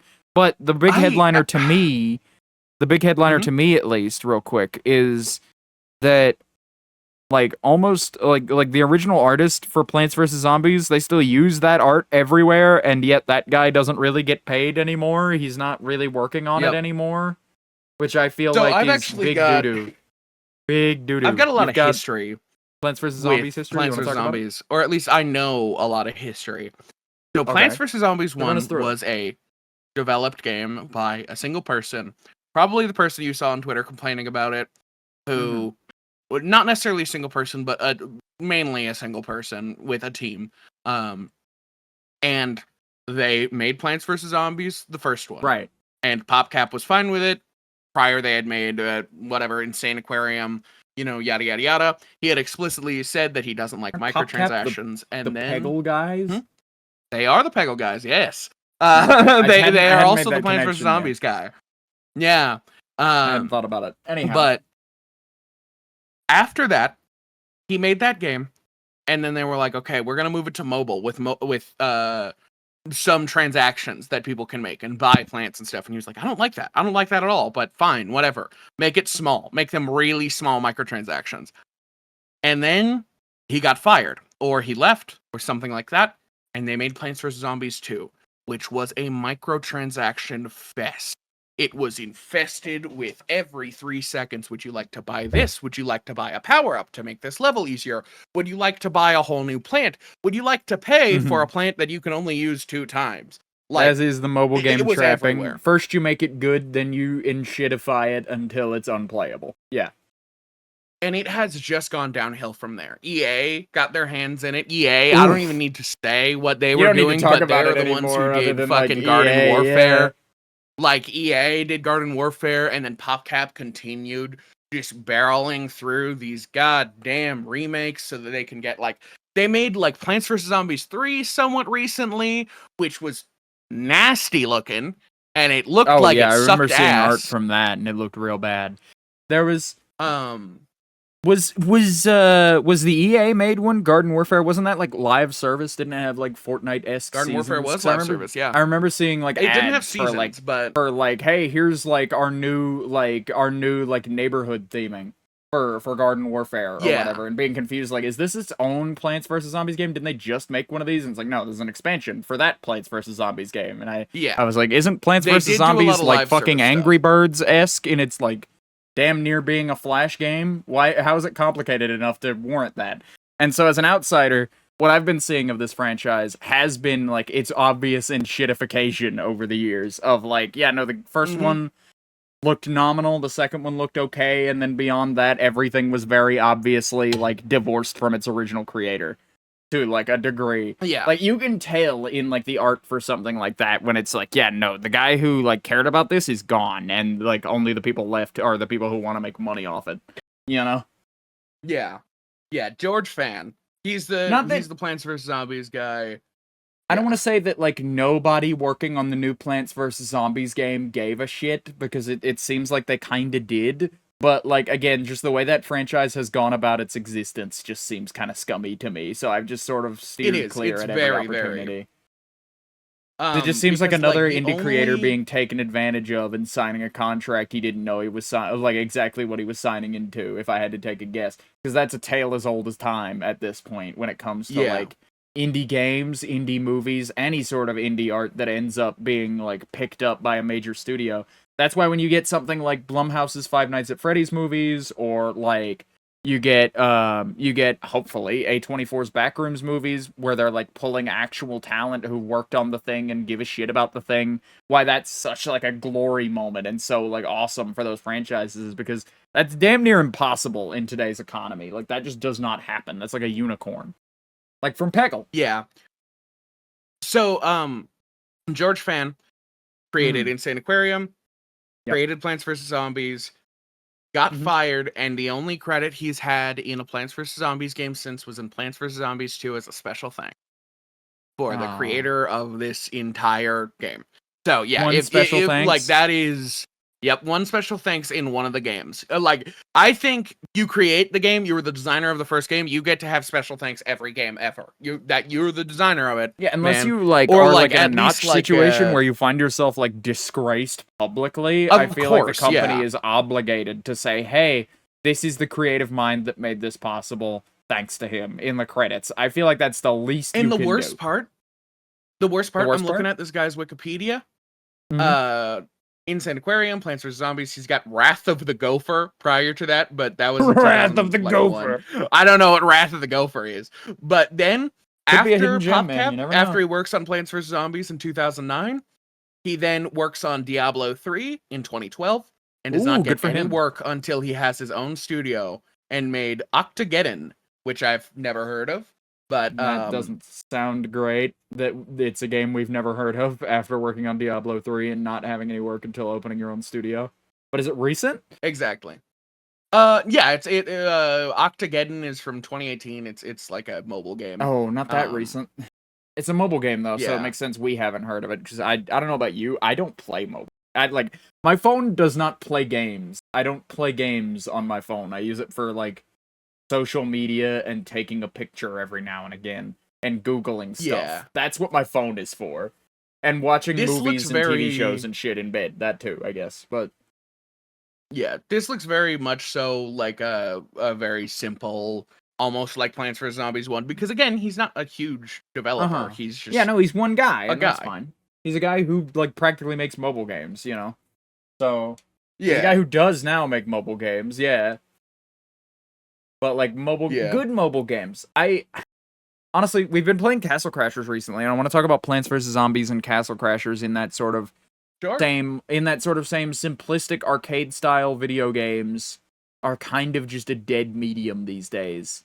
Like they totally are. Making a very, very simple game that's like high score based, and then you just polish it up to like the best it could ever possibly be, and like hard focus on like, sure, Plants vs. Zombies and like and Castle Crashers only have like 3 whole mechanics, pretty much. Yeah. But like all of those mechanics flow very well and they work very well, and every part of it is clearly like very fine-tuned for it. Like they did what was within their scope and they did it as good as they can get it. Too. And those games are still upkept, but I'm just hoping that we see a renaissance of that kind of stuff going forward where it's like, here's like a game that you can see all the content in technically if you play well in the first like couple of hours, but it's like and in an era of like roguelikes, I don't see why we don't have more repeatable arcade style content like that on the cheap. If I could spend $10 and get something on the level of Castle Crashers, I'm adjusting for inflation. Castle Crashers was $5, I think, at the time of release. Like it was cheap as hell. But like if I can get something like that, and I can slide $10 across the table to Mr. John Steam across the way from me, and he can slide me a 4-player or even single-player experience that I can, like, that I will replay over and over again for the simple fact of it's just that good from back to front, then I'll gladly take that every day. You know?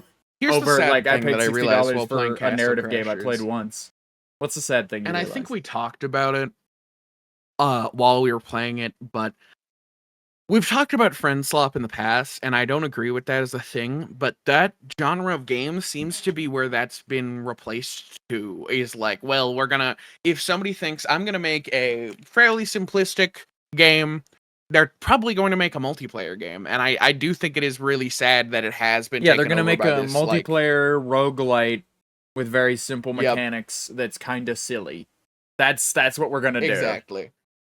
And like I feel like all of that, a lot of creativity towards multiplayer games have been kind of on a downturn because of it. And I don't agree with the friend slop thing. I'm just saying that like the gaming landscape the bar is used taking to be that direction. higher, and with the floodgates being open where anybody can make anything at any time these days and put it up on Steam if they've got $100, you know, it's gotten to a point where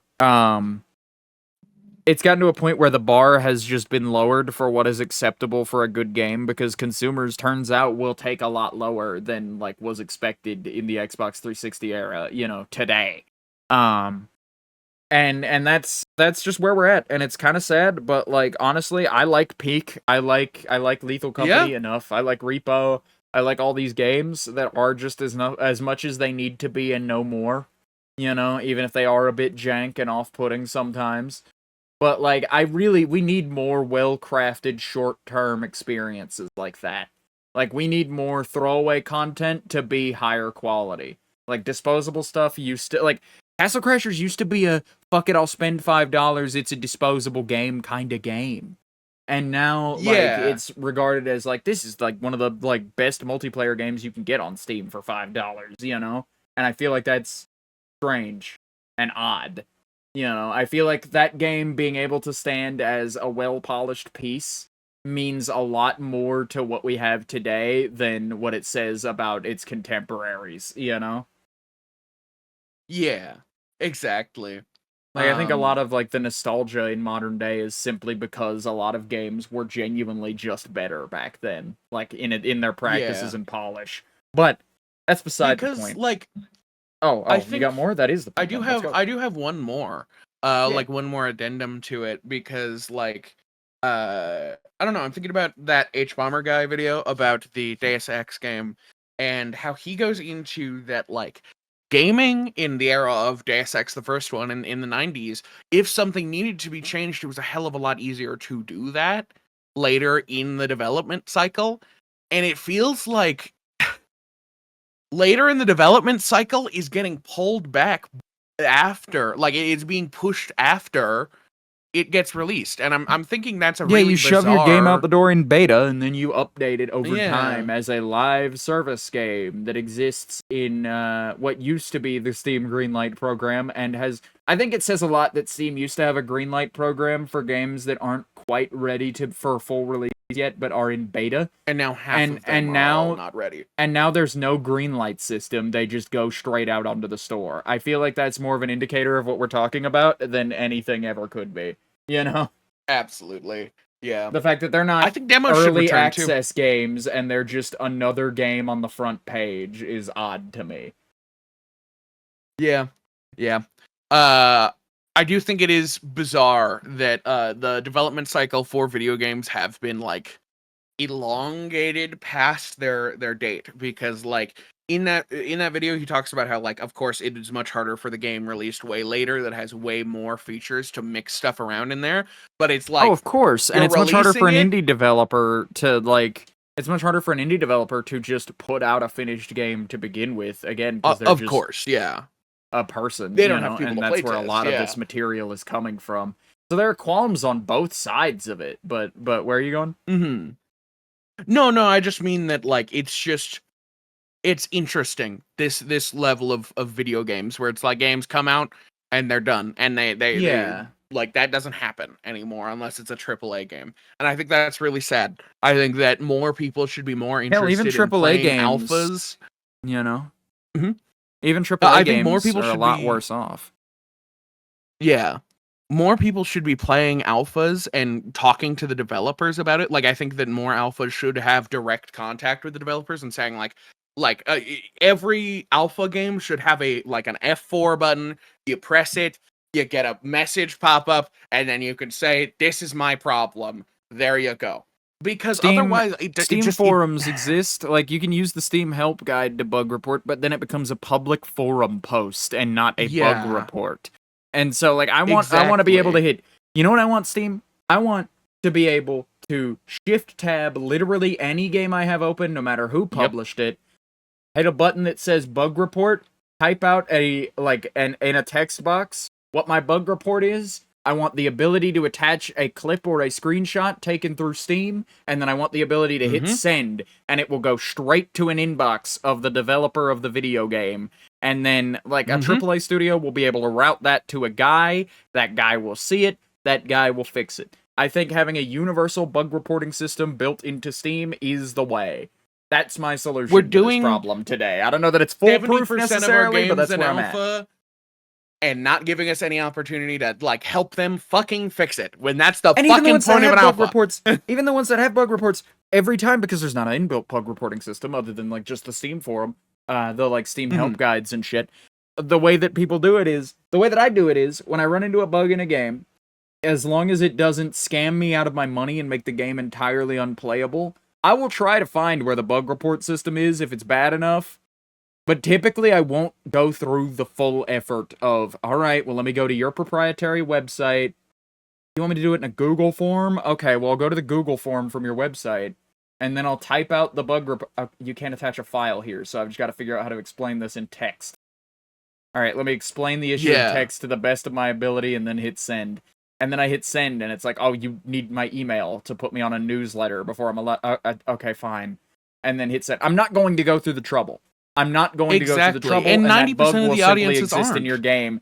If it's a bug that resolves itself in 2 seconds, even if it could have been catastrophic, like, I still just don't bother most of the time. And I feel like I'm in the majority there, because it's genuinely, like, it is tiresome to have to go out of my way and find, and, like, a lot of the times they'll take you to their Discord, which I hate even more. Yeah. I shouldn't have to join a Discord to give a bug report. I should be able to just put that up on GitHub or through Steam. It should genuinely be a Steam-driven system. I think there should be something in the game. To some degree, even. Like, I think that is important to making a better game. Like, that would solve the need for it. It would practically be, like, being able to hit Shift-Tab, use the Steam overlay, and then just tap, done. And, like, there you go. That would resolve it being because there isn't one right now. Like, that's what I mean, is, like, because there isn't a standard. Yeah, that whole rigmarole I just gave was for if there is a place to report bugs that's obvious, you know? Yeah, like, a lot of the times it's really obfuscated down, like, a company's support pathway, if it's a AAA game, or, like, deep in the bowels of the game developer's website, and, like, that's an if it's there at all, you know? It might just be a basic contact us forum where, like, people are leaving, hey, I like your game and can you hire me, alongside your bug report, and it's just all unfiltered stuff in a random inbox somewhere, you know, not for bug reports. And so, like, I feel it necessary to make it easier for players of your game. Like, I feel it would be great if players and developers had a more clear line of communication that was very consistent about bug reporting, and I feel it is up to Steam to bridge that gap, seeing as Steam has put itself to bridging pretty much every other one of these kinds of gaps that exist between consumer and developer when it comes to, like, convenience. Because I think it genuinely ruins. I might write an email to Valve tonight, man. Yeah, man. You send it to Gabe Newman. You're Gabe Newman. He'll fucking take a look. He doesn't work there, man. I know, it's funny. But, like, it really has just killed what a beta or an alpha means, because a beta or an alpha just means this game is going to kind of suck a little bit on the edges. It doesn't mean that I'm going to have to send in reports or anything. I think that public testing should be testing. It's not testing if we don't get any input back, you know? I just don't understand it. But that's my tangent about playtesting. But yeah, playtesting is important. Playtest your games at all costs. I do have a topic. I have a pretty big topic, which is either going to be real big or real small. Oh no, I have more games. I have more Switch 2 games to get to, man. We still have not made it through this list here. I just looked back over at my topics list. Speaking of things, here's the headline. Monster Hunter Wild's sales continue to drop with a new game on the way for the Switch 2 at the same time. So, the developers of Monster Hunter have expressed that interest in Monster Hunter is declining, and the current news speculation on it is something that I agree with, and that's that there are too many goddamn Monster Hunter games coming out. They just put one out this year, and then they put one out last year, and they put one out the year before, and between those they've been putting out mobile ones for the Switch, like just Switch exclusive ones that are slightly worse, or like PS4 ones that are slightly worse. PS5 too, I guess, but mostly as PS4 releases. And so like there's been opportunities. There's been like several opportunities for anybody who wants to get into Monster Hunter to play Monster Hunter. Almost too many, to the point where I'd be worried as a consumer to buy another Monster Hunter game for fear that it's going to get dropped in favor of the new Monster Hunter game next year. Monster Hunter just is not a franchise that can function on annual releases, I believe. Like, that's a franchise that seems to, like, in previous, as someone who hasn't played older Monster Hunter games, seems like the joy of things like Monster Hunter World was that, yeah, I bought this at PS4 launch, and it still gets updates, and expansion packs, and DLCs, and new custom content, and, like, love from the developers. And then when they release the next one, that will be the next 5 or 6 years game, you know? And then that just turned out not to be the case game after game. Monster Hunter Rise was doing that to a good amount, to the point where like they added like a whole other game. Yeah, because Rise had like 2 years before the next one came out. What happened to fucking Wilds? Why aren't we updating Wilds? I bought Wilds with that expectation, and I'm honestly I think that kind was of the one upset. that I bought too, because like, and I'm kind of annoyed because I played. No, it that's and the didn't newest like one. Oh, yeah, is that you played Wilds? Rise. Isn't the newest one? Okay, Rise. Is the Wilds is the newest one, is what I mean. Rise is the one before it that you picked up. Oh no, Rise is the one that I picked up, realized I didn't like, and then a new one came out, and you guys played it, and I was like bummed, because I did get bummed about that when everybody in the group was playing the new Monster Hunter, and I was like, man, because that used to be like in like a few years ago when we were way more into Monster Hunter as a collective, that like. That was worse for me, because I was like, man, I don't know if I'd like this. But then I bought the game, and it was so much worse to watch you guys like, yeah, we're playing Monster Hunter. And it's like, oh, man, they know I don't like Monster Hunter. I know I don't like Monster Hunter. I got zero reason to boot this game right now. But I kind of just, well, let them have their Monster Hunter, I suppose. But either way, they're having a hard time making Monster Hunter because they're not selling enough Monster Hunters because they're making too many Monster Hunters. That's what I've gathered. Yeah, man. Fucking Ouroboros. They're making another one. They're putting out a new one on the Switch. They just announced it, like, in this partner direct. And it's not one of those Monster Hunter, I can't remember what it's called. It's like a story-based game. I think it might be, but it's like, again, they're still releasing too many in this franchise. Like, that's what the quoted issue is by market analysts, is that, like, hey, you're putting out far too many games with the title Monster Hunter for people to know which one they should buy, let alone which one they want to buy, you know? Because Monster Hunter now, like, there was a period in time where you said Monster Hunter, and people would think, oh, and people were like, big there's one game on the PlayStation, slash it. You know? Buy it, you know? Or the like, shittier ones on the DS before that. Exactly. And now, like, with all these story games on top of it that are literally just like Final Fantasy, but in the Monster Hunter world, it's very bizarre. Because it's just like, dude, how am I supposed to, like, yes, of course I know that the one where you actually fight the monsters is the one that's, like, properly Monster Hunter. But, man, I don't like, who's going to play the other one? Somebody's thought of Monster Hunter could be Final Fantasy, and then they go to play original Monster Hunter, and they're like, fuck, this shit sucks, I don't like this. And like, well, you don't like Monster Hunter. And I think that does do a disservice for it, so I'm not surprised that that is market analysts' like idea about it. Yeah. But yeah. But that's where we're at with Monster Hunter as a franchise, and that's where we're at with the partner direct. Those were literally the only things mentioned. Persona 3, Persona 3, Plants vs. Zombies, Mario Paint, and Monster Hunter. Those were the only 4 things of note that weren't, like, no-name, like, farming sims or RPGs. Why is it always farming sims in there? I have seen I don't know, man. So many farming sims to the point where, like, I think that I could make a farming sim that's, like, a parody of all of them.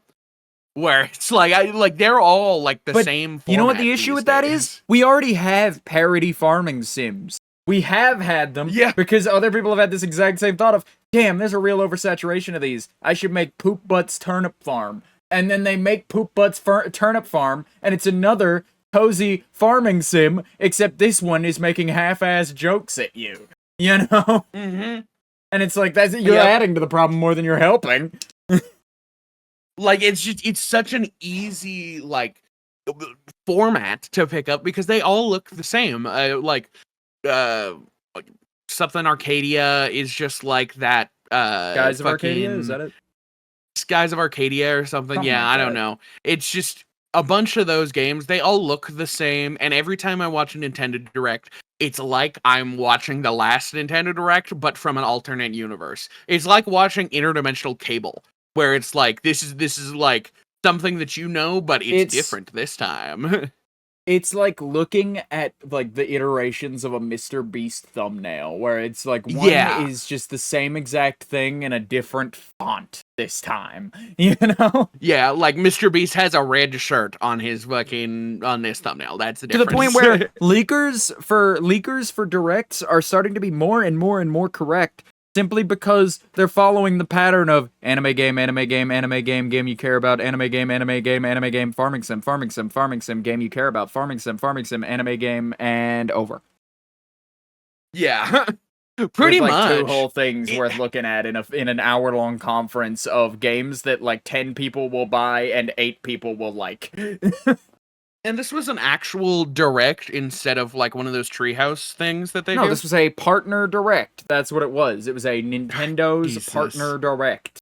Man, I've said partner direct like 8 times. I'm certain. I just had to clarify just because it's like those, like I remember hearing about those treehouse ones that were happening a while ago. I don't know if they still do them as like man, I don't want to watch that. It's just going to be a bunch of farming simulator and anime games. So having it be like, man, I'm not going to watch the like Nintendo Developer Direct because it's all going to be farming simulators and fucking anime games. And it's like, damn, Nintendo.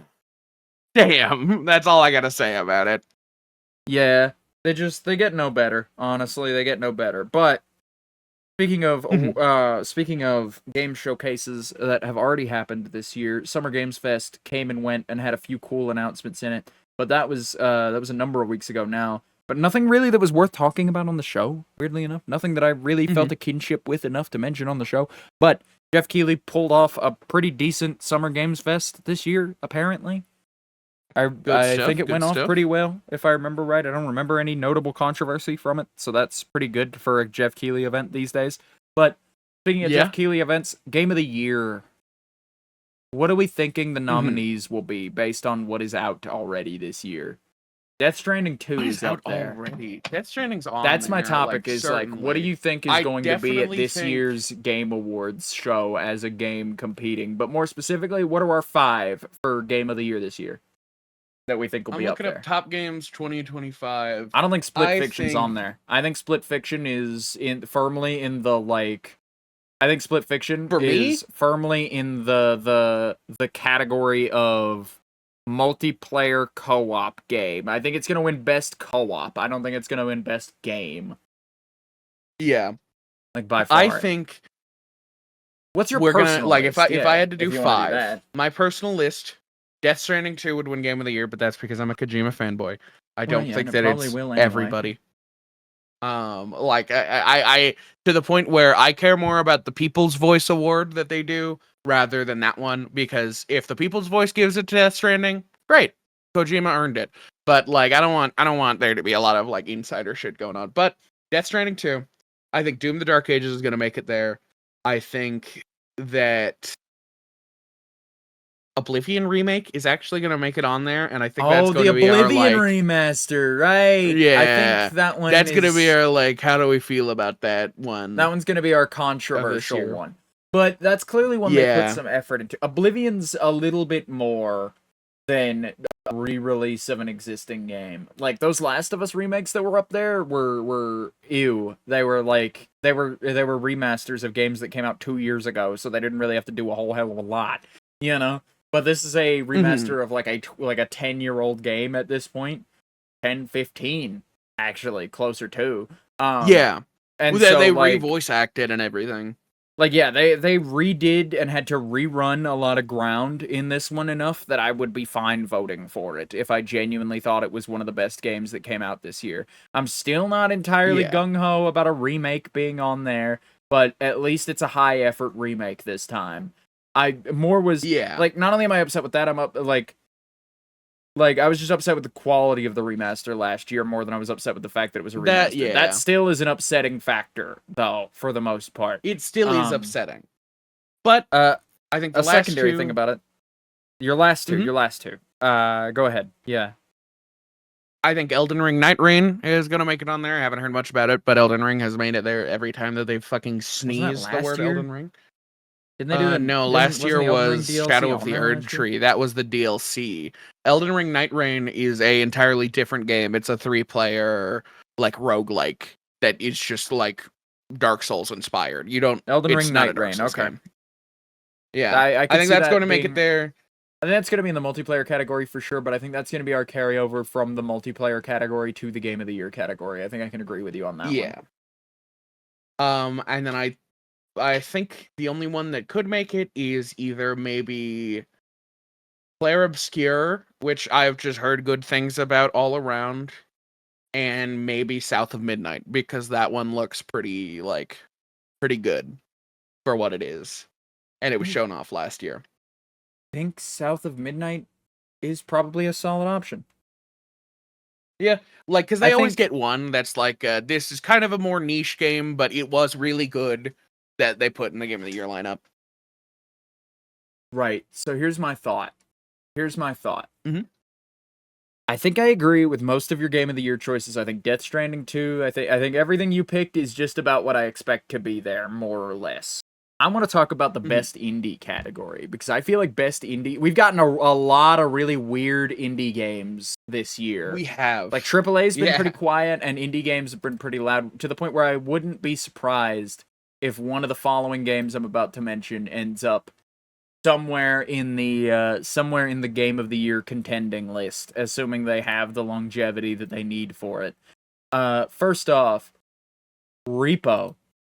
Repo only came out in February. I forgot that was this year until we were talking about Game of the Year, and I was like, well, Repo came out this year, and Repo's still a game that, even we come back to occasionally. I'd say that we as, a private group, me, you, and the rest of our friends, we kind of overplayed it just a little bit.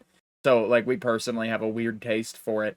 But I think that there's a chance that Repo gets, updates just often enough and just enough care put into it from now until the end of the year that it does end up on Game of the Year. Not as Game of the Year, but as, here's your indie contender for Game of the Year.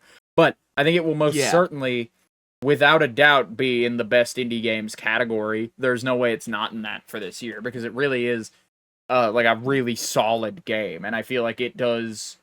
It is a good evolution upon Lethal Company. It takes what Lethal Company did and makes it better, in my opinion, in almost every conceivable way. Yeah, I definitely think it's Lethal Company, but better. We did oversaturate it for ourselves, but I definitely think it can make it, just because of the waves that it made. I think...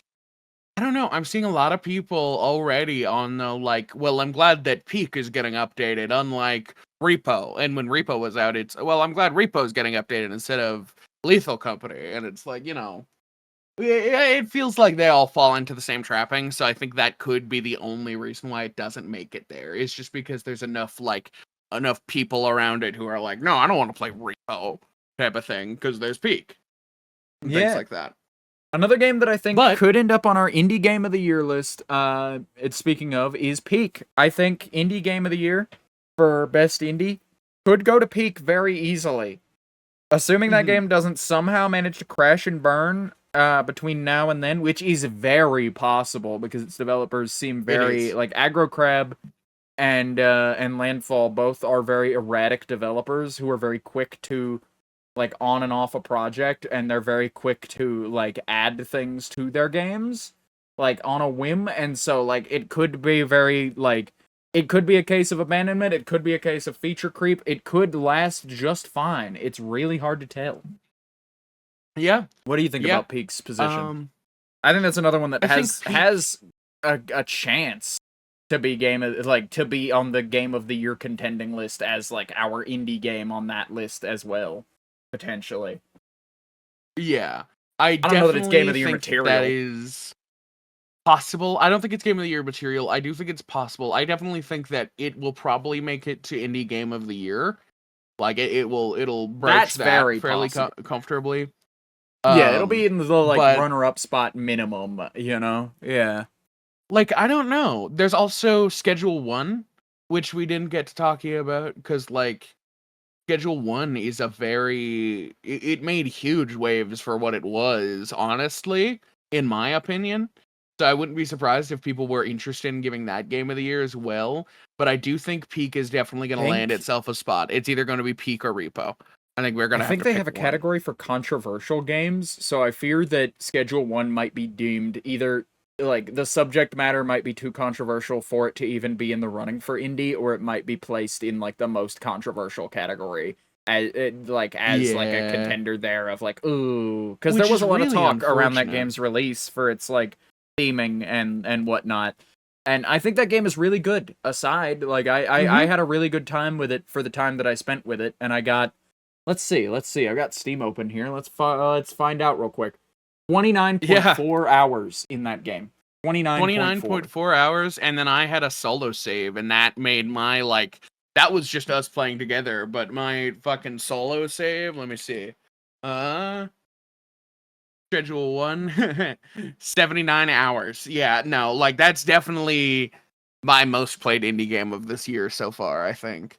But I think another game that will end up there. So far we have Repo, Peak, and Repo, Peak, and potential for Schedule 1. I think another one that like has a really, really good odd of actually being there is Wander Stop. That game that C418 has been doing the music for. I think I haven't actually played it, but everything I see about it is absolutely glowing, and it seems like one of those games that, like Lies of P and like other games and like Gris and whatnot from years before that have been contenders on Game of the Year, that like it's going to be one of those games that people find out about because it won an award, and then they go and play it, and it's going to pop off in December real hard if it ends up there. That's what I think. I think it's an amazing game with great craftsmanship as far as I can tell. I think it's just barely under that line of being niche, and just barely didn't get enough promotion for the public to be really enthused. I genuinely think, because there's so much to be excited about it. I could promote this game because it's got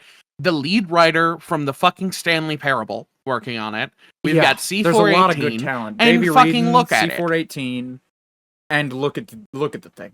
Look at the thing. Like, just look at it visually. Like, every time I go, man, I need to play a game for cultural reasons. I haven't played a single-player game that came out this year very much at all. I need to pick one up from this year and play it. And Wander Stop has been in my library as that game, and it's been the first one to come to mind every time as like here is like a game that will no doubt be culture, you know? Yeah. Like, this will be cultural enough for the year for me to point to it and go, well, I played Wander Stop this year, and that was pretty good. And for people to go, oh, this guy plays video games. Okay. You know? Yeah. Yeah, pretty much. I do think that I haven't played Wander Stop. I haven't seen barely anything about it, and I genuinely think it's because of advertising. It's in our shared library. I think that... Yeah, no, I definitely will be playing it prior to Game of the Year, because I'm certain that it's going to make it to one of the lists. Yeah, but... Absolutely. I don't know. But that's Wander Stop, Repo, Schedule 1, and Peak. So that's 4 out of our 5. You know what I think 5 is? What do you think 5 is? This is going to be a weird pick, because it's technically a game that came out really early in the year as early access, and just got a full release the other day. Abiotic Factor has been a weird hit for people who aren't us. People came back to that one, apparently, and, like, there are people who play that game as, like, a consistent, I like this is my survival game, you know? And I think that has enough merit to push it to be a choice in the list. And I think also with its like could be Valve there. inspirations, that's like artistic nepotism almost to get Jeff Keighley to like your Yeah. game. So Yeah. you know, they're getting brownie think points there for sure. That the lineup makes a lot of sense.